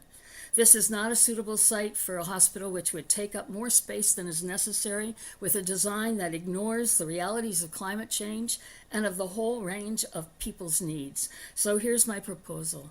Whereas the Central Experimental Farm is a National Historic Site and it is a key element in the identity of the City of Ottawa and the capital of Canada, and whereas the City of Ottawa has declared a climate emergency and has experienced the necessity of creating cooling sites for citizens who cannot afford air conditioning, and whereas the United Nations through the IPRC has declared that planting trees is one of the most effective methods of climate change amelioration, and whereas the areas of Dalles Lake, the Arboretum, and the Central Experimental Farm are health assets in their own right, providing relaxation, beauty, education, and exercise, and specifically where large living trees have unique life-giving powers, including the production of oxygen and such antimicrobial volatile organic compounds as apinine and limonene, and whereas this hospital design requires massive loss of green space and oxygen-giving trees, and whereas the power and beauty of mature large trees cannot be replaced by saplings, they're literally irreplaceable. Therefore, be it resolved that the proposed design and current master site plan will be rejected by city councilors at this time as they consider the health and financial survival of their municipality. And further, that the city council create a new subcommittee of planning, a living heritage and/or green infrastructure committee. Thank you very much for listening. Thank you, Ms. Keeler. A question for you from Councillor Menard. Thanks very much, Chair. Just very quickly, I just want to thank you, Ms. Keeler, for being here. And certainly we have the Environment Committee, but I know that under our buildings or our decisions on building applications, certainly we could use more investment into some time on environment and climate change as those buildings go up. I think we're going to move there soon, but definitely hear your point on that. I guess The point I'd like to ask you, very pointed, is if this site could be redone to have a better site plan on the site itself that takes up a quarter of the footprint, would that be more amenable to you?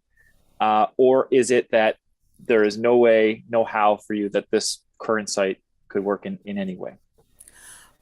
For me, it would be more acceptable to have a much smaller footprint, to have no surface parking, and to retain all the mature trees by some kind of architectural complete redesign. I think maybe this design was meant for Tunney's pastures. I'm not sure, but I just feel it doesn't include, really. It tries to replace but not include what's already there.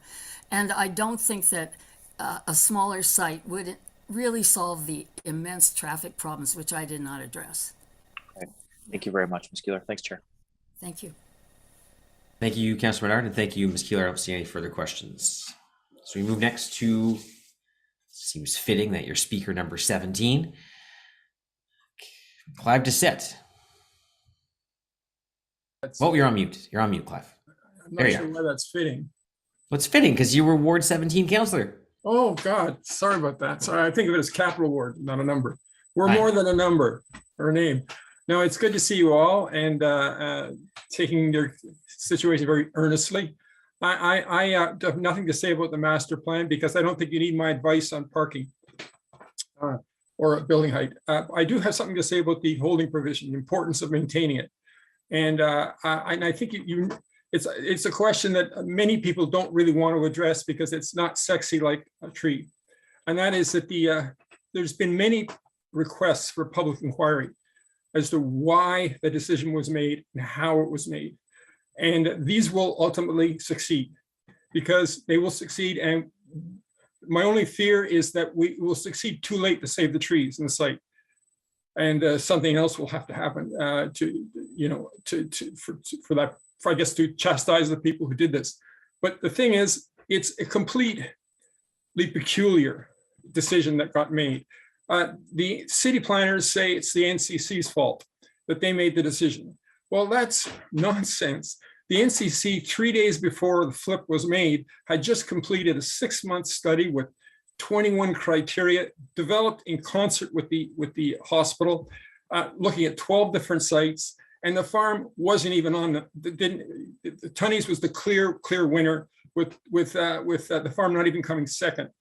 And when you ask, you talk to the NCC, you get this stonewall silence. You understand why? How can it be? How could they justify flipping in 3 days from 6 months or more of effort and a public announcement that they'd chosen the site to no, it's not our site, it's the farm.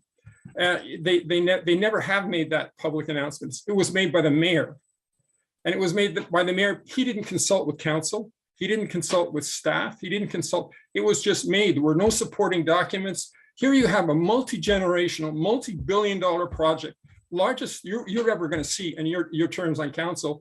And it was made basically privately. No one's really sure who made it. There's going to be a public inquiry. We've already had a retired judge come out and say it needs to be investigated. How often do you see a retired senior court judge come out of her private life to make a public statement that you need a public inquiry? It's such an obviously inexplicable decision. And it's going to get worse, folks. I know I'm not on council anymore, so I can say this with a bit of a smile. The request for public is not going to go away. When you make a really, really bad decision on a major project like you did with hiring SNC Lavalin without technically qualifying it, they don't go away. They come back and they haunt you year after year. And this is going to wreck many, many local political careers. Guarantee it. You're going to be toast if you don't find some way to maintain that provision until the public inquiry is finished. And that public inquiry, I think, will be revelatory. We will see a lot of things that no one, just as citizens who are looking at it from afar, you can see there are a lot of really crazy things going on. For example, the Tunney's is on bedrock. There's not a tree in the site. It's all serviced. It's ready to go. The speedy way is to go to Tunney's. The long way is over a fault zone on alluvial glorp on a site that's never ever been urban since the beginning of Canada. And you know, think about Trudeau. I mean, I'm talking now to my political federal friends. Mr. Trudeau is going to an international climate conference. He's going to be trailing the farm with him. He's just taken his staff, or he's allowed 100-year-old, 150-year-old site, pristine, to be trashed for when there was another site that was approved by his own people. So naturally, anyone looking at this says, well, how did that happen? And you can't get answers. The more questions you ask, the more stonewall you get. So it will happen. I think it'll probably happen provincially. There'll be a provincial inquiry eventually. It's hard to see the city having the integrity inquiry having the nerve to do it, but I think it will happen provincially because it's a different political structure there. There's no Tories involved in this switch. It was entirely a Liberal affair. So Ottawa's a Liberal town politically. Yeah, not going to happen. It will happen provincially. I guarantee it. And when it happens, it's going to take down a lot of people. And I think it's unfortunate because it didn't have to happen. There was absolutely no protest when Tunney's was selected, zero. And within days of the announcement being made, alarm bells are going out right across the whole city. And it's not good enough to say, hey guys, it's going to take time to switch. It won't take time. What's going to take time and misery if you go with a decision that clearly will never work. That's it for me. Thank you. I will say, entertained you anyway. Oh, always. I will say, you mentioned that the site was pristine. You do know that in the 1970s, half the site was asphalt buildings. So John Kai building went up among much protest, but I look at that site. The old D&D buildings. Maybe a few, but it was always public, and it's part of that public domain. And think about this, Scott. It's got antique barns on the south end and a roundabout.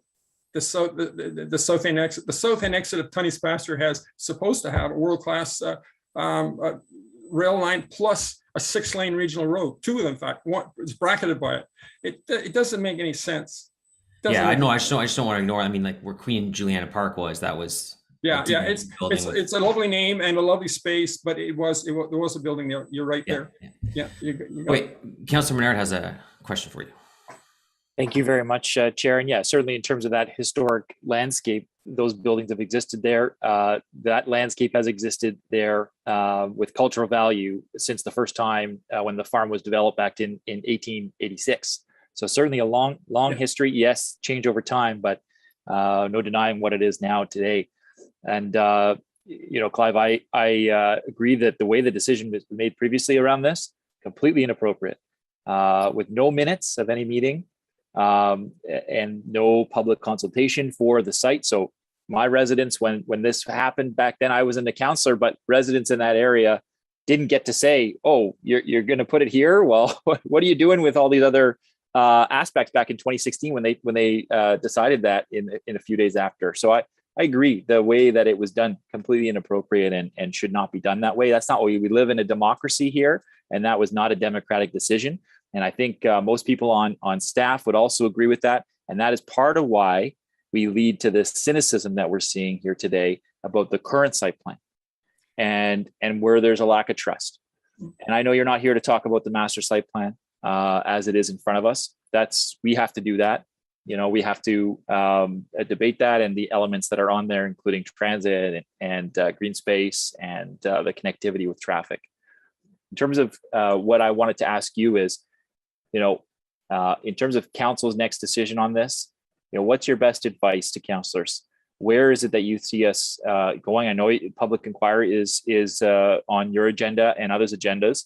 What else beyond that do you think that needs to be done here to highlight the way that decision was made, so that decisions like that are never made again behind closed doors, with no minutes, with no public delegations, without consulting those surrounding communities when it's made?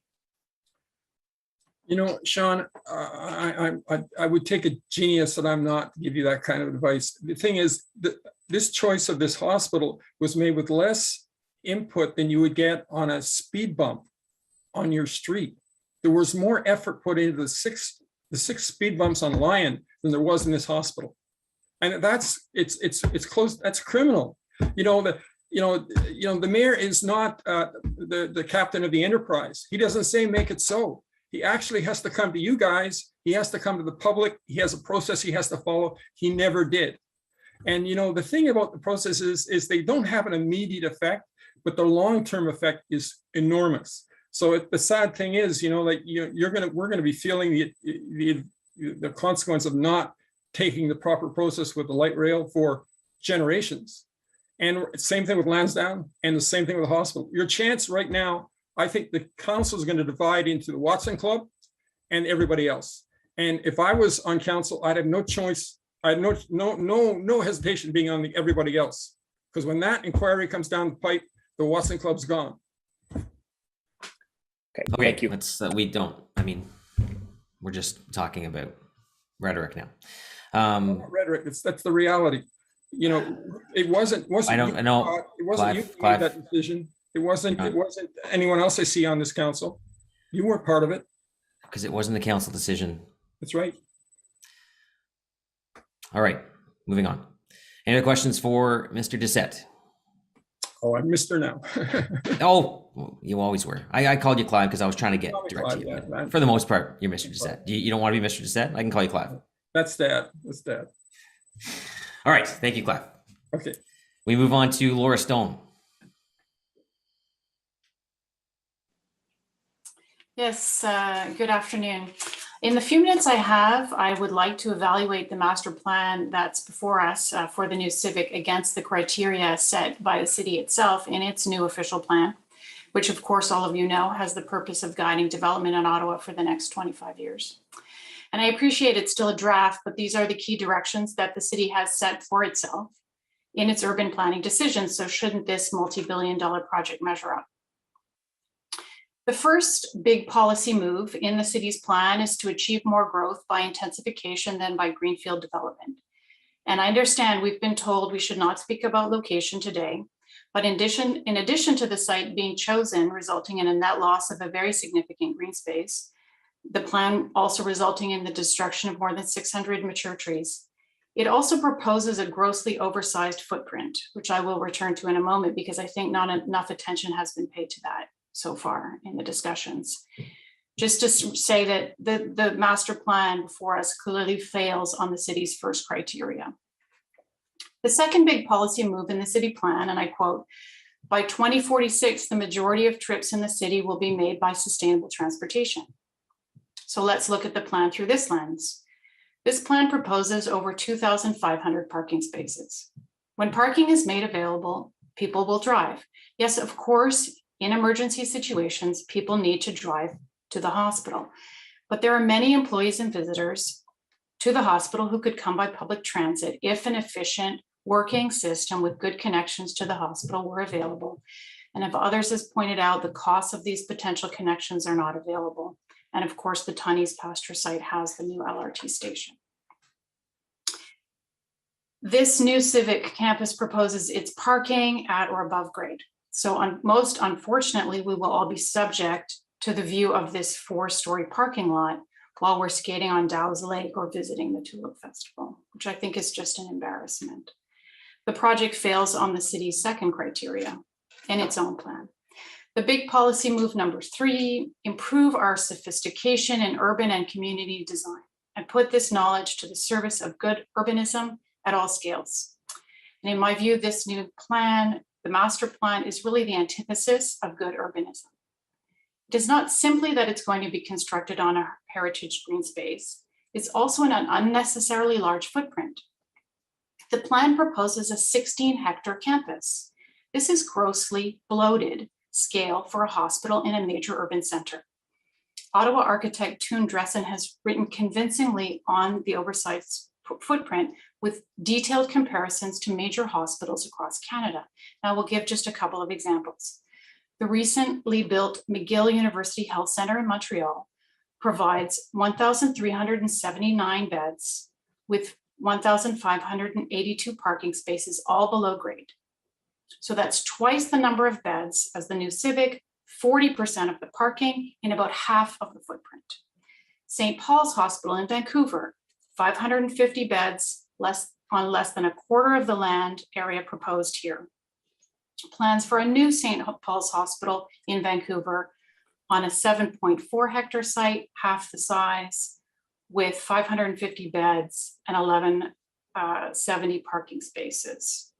So 100 less beds, half the parking spaces in about half of the space. And finally, the big policy move number 4, embed environmental, climate, and health resiliency and energy into the framework of our planning policies, which includes achieving a 40% urban forest canopy cover.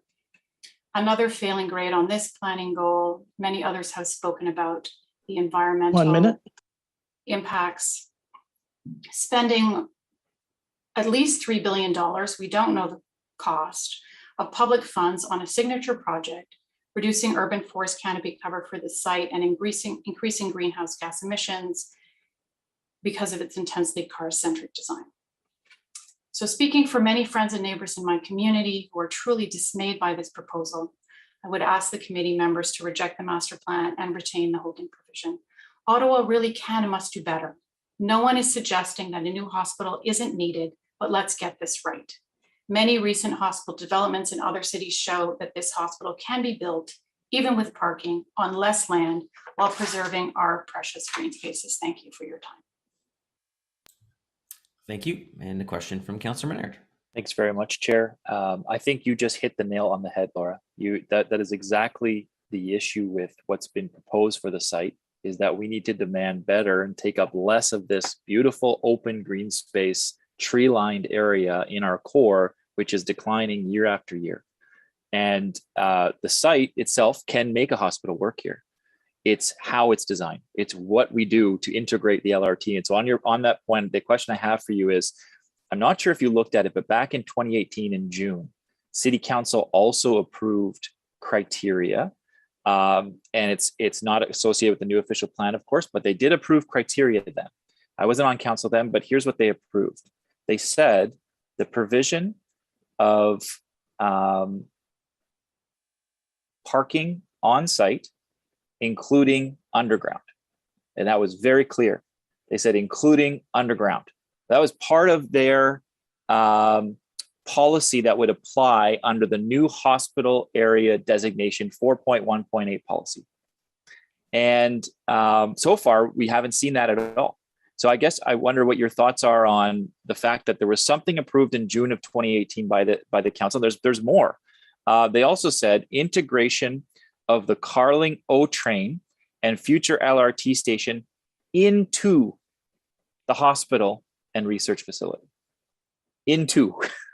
Now, I don't know that they can get it right under there, but certainly not 235 meters away where it is now. So I guess your response on those two areas as well, other policies we've previously said we would hold this to, like we're saying the new official plan should hold things to, what your thoughts are on those policies that don't seem to be coming to pass in this design.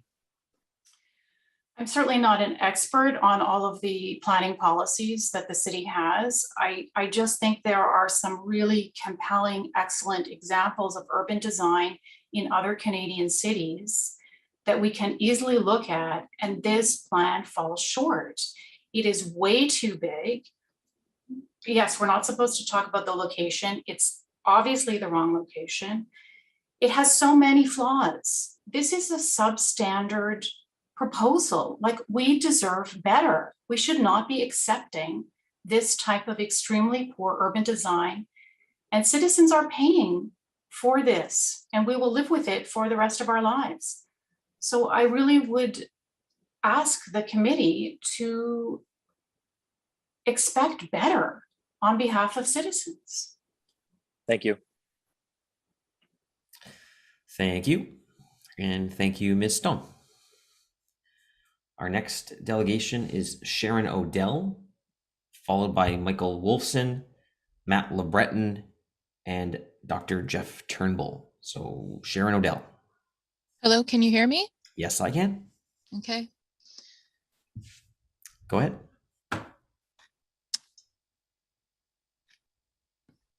Hello, I'm Sharon O'Dell, and I'm acknowledging that I'm speaking on the unceded land and territory of the Algonquin Nation. I'm here to speak on behalf of the Dominion Observatory Preservation Committee of the Royal Astronomical Society of Canada that has a membership of approximately 8,000 members across Canada. The observatory campus of buildings is an important reminder of science in Canada, as it held the National Astronomy Program for nearly 80 years and also still stands today. It is celebrated as the place that CBC radio announced the nation's time signal and for the Canadian Prime Meridian that is maintained by the Azimuth building located against the Maple Lane. By continuing to keep its visual presence intact, the observatory campus and the history of the people who work there influence the legacy of those who continue to work there today, and that of the continuing public astronomical education. Its visual presence mentors young astronomers studying seismology, earthquake science, and astronomy. Particularly young women astronomers are motivated to possibly work and aspire to have a career in astronomical science in reference to STEM education. This is due to the historic first Canadian women who worked at a national level astronomy at the Dominion Observatory, notably Dr. Miriam Burland and Dr. Mary Gray. The latter, Dr. Gray, also had a career curating the astronomy education at the National Science and Technology Museum based on the Dominion Observatory. Presently, the observatory campus actively holds an Indigenous center in the Observatory House of the Algonquin community to guide the Natural Resources Canada. The Office of Energy Efficiency is there, and the the NRCan Department of Earth Physics and Seismology Unit are all still functioning on this campus. All contribute to this major tourism site that holds Canada's prime meridian, at risk if any interrelated functions of this campus are negatively changed in regards to the current future public science education. The DOP committee is voicing protection of the National Observatory campus as it is irreplaceable. We would emphasize that while the construction of the new Ottawa Hospital will be a major benefit to the residents of the city, to be a good neighbor, it is important that this development does not detract from the current and future scientific heritage and public benefit character of the observatory campus. We already put forth several concerns in correspondence sent to the city planners. However, I would like to highlight here the importance of planning for proper lighting. In regard to the intended current and future use of public astronomy education at the observatory site, we continue to request more specifics from the architect of the new Ottawa Hospital that lighting is clearly planned and specified way in advance and not left as the last step at the end of construction. To have consultation that is early in the construction process so that the community and the Royal Astronomical Society of Canada, who can be consulted on the new hospital lighting plan and any new adjacent buildings, including lighting for parking and roads leading into the hospital site, can this be put in place? We strongly recommend that lighting policies be implemented as per Ottawa regulations and bylaw inspectors, and that the new hospital lighting also comply with dark sky guidelines already recommended and accessible to the city. It is strongly advised that the City of Ottawa requests that the Ottawa Hospital put in place lighting rules in reference to what is explained here. This recommendation could be beneficial for the Ottawa Hospital site as it can reduce the general level of light pollution so that the telescope viewing can continue, while also reducing light pollution in the City of Ottawa, which is a green initiative, by using less waste of energy and directing light to where it benefits most without spilling into the dark sky. It is critical that the new hospital not exacerbate this problem for the city for astronomical observing as well. We recommend the following: full cutoff lighting to be used. All lighting fixtures should direct their illumination downward and not too far to the sides. The color of light allow telescope filter use to reduce adverse effects of light pollution with the use of white or broad spectrum light at the hospital. Requiring lighting that does not create additional light pollution on the hospital site should not add significantly to the costs. That planning of patient and other hospital rooms facing the observatory could use a grade of tinted window glass or have interior shades to minimize the extent of spillover 15 of polluting seconds. light. we hope we have these recommendations noticed and that we will continue to have open communication, which has been a challenge. Thank you for your time. Thank you, Sharon. Question from Councilor Menard. Sorry, I wish someone else would jump in, but they're not. So I just wanted to thank you for your delegation. This is important. Obviously, this is a site that needs to function with what's currently there. So I guess the question is why haven't people got back to you yet? And I can raise this particular point with staff after this question and answer session. But I'm struggling to understand why the hospital or city staff or federal bodies wouldn't have already got back to you about this obviously very important issue. The city staff have been quite helpful, as in the city planners, which we have communicated with. The problem is with the architect trying to get the information. We did have a separate meeting with Graham Bird and Associates, and we have tried to consult with the hospital representatives. And we tried to get a hold of the architect to just get information so that we could comment fairly. We, for example, did not receive correct and accurate building heights. We were given kind of murky answers when we did meet and ask specifically for that as an example. And therefore, we cannot give quite the measurements for the south observing area from the observatory site for city astronomy. Okay, I've just written those pieces down. Thank you. I'll follow up over email as well, but I appreciate you being here. Thank you. Thank you. And a question from Member Quinn. Thank you, Councillor. I have a question. Thank you very much for your presentation. And, I think that the whole Dominion Observatory complex, it is part of the Central Experimental Farm National Historic Site, but is, frankly, deserving of its own National Historic Site status as a complex. And as well as the issues that you've raised around lighting, I'm just wondering, I'd like your opinion on how you perceive the planned buffering around the complex as it's being proposed in the master plan now. Do you have any comments there? My fellow committee members will have further comments, but just to summarize before they do come on, the replanting of trees, if many trees are taken away, if we could have consultation with that as well, that will help with us with our viewing of the southern sky, which is where the ecliptic is and where we actually watch the planets. And we often will be setting up telescopes at times and teaching the public, as we do around the city, about astronomy. And it's had a very big uptick during the pandemic as being an isolated kind of project of science that anybody can do from their backyard or wherever, as long as they can figure out a way around the light pollution. Thank you. I look forward to hearing from your colleagues too. Thank you. All right, thank you, Ms. Odell. So we're gonna, I had mentioned Mike Wolf, and my notes had actually said that he was in a meeting between noon and 1, so we happened to get to him at that point, so we'll come back to him after the break. We are gonna take a break at 1 o'clock, and we'll go right now, that might be right after this. So we'll go right now to Matt LeBreton. Morning, everybody, or good afternoon, everybody. I realize I'm the person between you and lunch, so I'll be as concise as possible, but of course open. Don't worry about that. Don't worry about that. Take your time. Right on. So, Mr. Chairs and members of the committee, thanks for having me.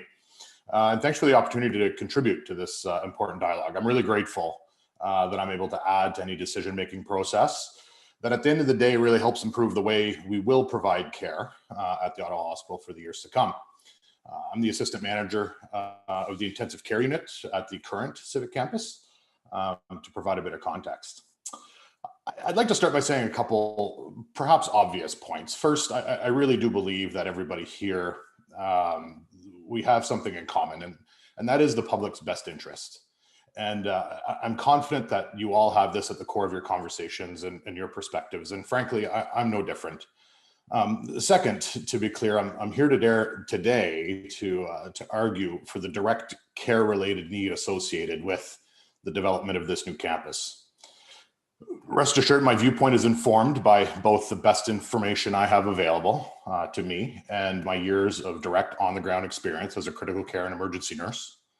Today, I hope to provide you a compelling perspective that includes a vital human context to the policy debates and the data and all the planning that we've had. And I hope that this will inform future decision-making, frankly. I'm really honored to lead a team of adaptable and innovative and tireless healthcare professionals here. Over the last 20 months, my team and frankly, everybody at TOH, we've had to move mountains every single day. And this pandemic has told a clear story about our need to reinforce our public health care and resources and our infrastructure. I'd also like to convey that even in non-pandemic times, a major step forward like this new Civic campus is exactly what our team and our community needs. So I'd like now to quickly walk through some examples that show how this new Civic campus would help us further unlock my team's ability to innovate, not only in extreme situations, but provide exceptional care day to day in Eastern Ontario, in Western Quebec, and also Baffin Island. This is really a regional thing that we're talking about. First, I'd like to go back to the tornado of 2018 and the Westboro bus crash of 2019. Both of these events I was a part of directly, and these required unimaginable amounts of care and coordination among our teams in order to provide immediate trauma care to many individuals in a very short period of time. We serve the community to the best of our abilities within that current Civic campus, and a new campus like the one being proposed would enable us to be even more effective in our care in a more timely manner. Specifically, a new campus would provide more direct access to the emergency department. It would provide built-in advanced technologies for research and quality improvement. We would have more simple access to surgical suites. I truly believe that we have to continue to improve here and to expand our ability to deliver care in a new campus. And that is a big piece of the puzzle going forward. Another example, and I know, frankly, I'm tired of talking about it, and I'm sure we all are as well, that it's the pandemic. As I mentioned, our team has shown tremendous innovation and adaptability, and frankly, in unprecedented pressures in this last year and a half. And while we're better prepared today than we were when this all started, a new campus would permit us to quickly pivot to large admission volumes in the event of another massive strain on our healthcare system that we're seeing today. Specifically, we would have more additional critical care cardiac monitoring available to us that would be built right into the baseline footprint. The new campus would allow us to transition to our pandemic capacity in the ICU more seamlessly and among other areas of the hospital. And our infection control infrastructure would be modernized and provide a better patient experience day to day. I do want to close though. I'd like to invite all the decision makers here today, and the community for that matter, to keep the best interests of our patients at the front, like Mr. Fleming spoke about earlier today. This needs to be a top priority for future dialogue. A hospital is more than an institution. It's a community hub. I'm willing to suggest that everyone engaged here today will interact with this new campus in some capacity. This is ours. And this may be a visit to the Emerge. This may be a family member recovering from a critical illness that I've seen all too often. This touches all of us, and we have an opportunity to ensure that the community gets the care it deserves and that the people providing the care have the supports that they deserve. And I want to finish off on a bit of a personal note that I appreciate thoughtful policy debate. It's healthy. It should be encouraged. It's part of a democracy, just like what we're doing today. But the impacts of the development on this local neighborhood must absolutely be discussed, but the dialogue needs to be carefully weighed against what we are bringing together, and that is world-class care in a hospital that saves lives and is imperative. That is imperative to the debate. All right, thank you. I appreciate that, Mr. LeBreton. A question for you from Councillor Eglai. Thank you, Mr. Chair, and thank you, Mr. LeBreton, for coming out today. Putting on for a moment my Chair of Public Health hat, I really appreciate you speaking to what this hospital might be able to do in terms of dealing with another situation like the pandemic. And so just for clarity, if I'm hearing you correctly, it's your belief based on your experience working on, it sounds like, multiple disasters and emergencies in the city, and I thank you and your team for that, that this location, this design will allow you and your team to do your job better should we face something like this again. I don't want to put words in your mouth, but I just want that clarity, because we're talking about the site plan. We're talking about how the building, how the institution is going to function within the location that's chosen. So what I seem to be hearing from you is this location, this design of the buildings and the layout of the campus, if you will allow your team to respond more effectively, more efficiently, should we have to deal with something like this again. Thanks for the question. It's a good one. I got to say, I understand that the location of the Civic is not on the agenda today, and I'll refrain from talking to that. To the design, I'm not an expert. I'm certainly not an architect, and I think the comparison needs to be made of our aging infrastructure currently. And I think the design. I haven't read the design materials through and through, but when you look at wider hallways and quicker access to CT scans, like I mentioned, inevitably a new modern hospital would absolutely be beneficial as opposed to a 100-year-old infrastructure that likely was modern edge back then, but it's aging. So I would invite you to contrast what we currently have with the design, which will invariably be better than what we have. I have no doubt about that. Thanks, Mr. Chair. Thank you, Councillor, and thank you, Mr. LeBreton, for your appearance here today. Thank you. So it is now 1:01. I did commit to members of committee that we would take a break at 1 o'clock. We will do that. Come back at 1:21. That work for everyone? 20 minutes? Is that good? Perfect. 1:21, and we'll be back with Michael Wolfson and Dr. Jeff Turnbull.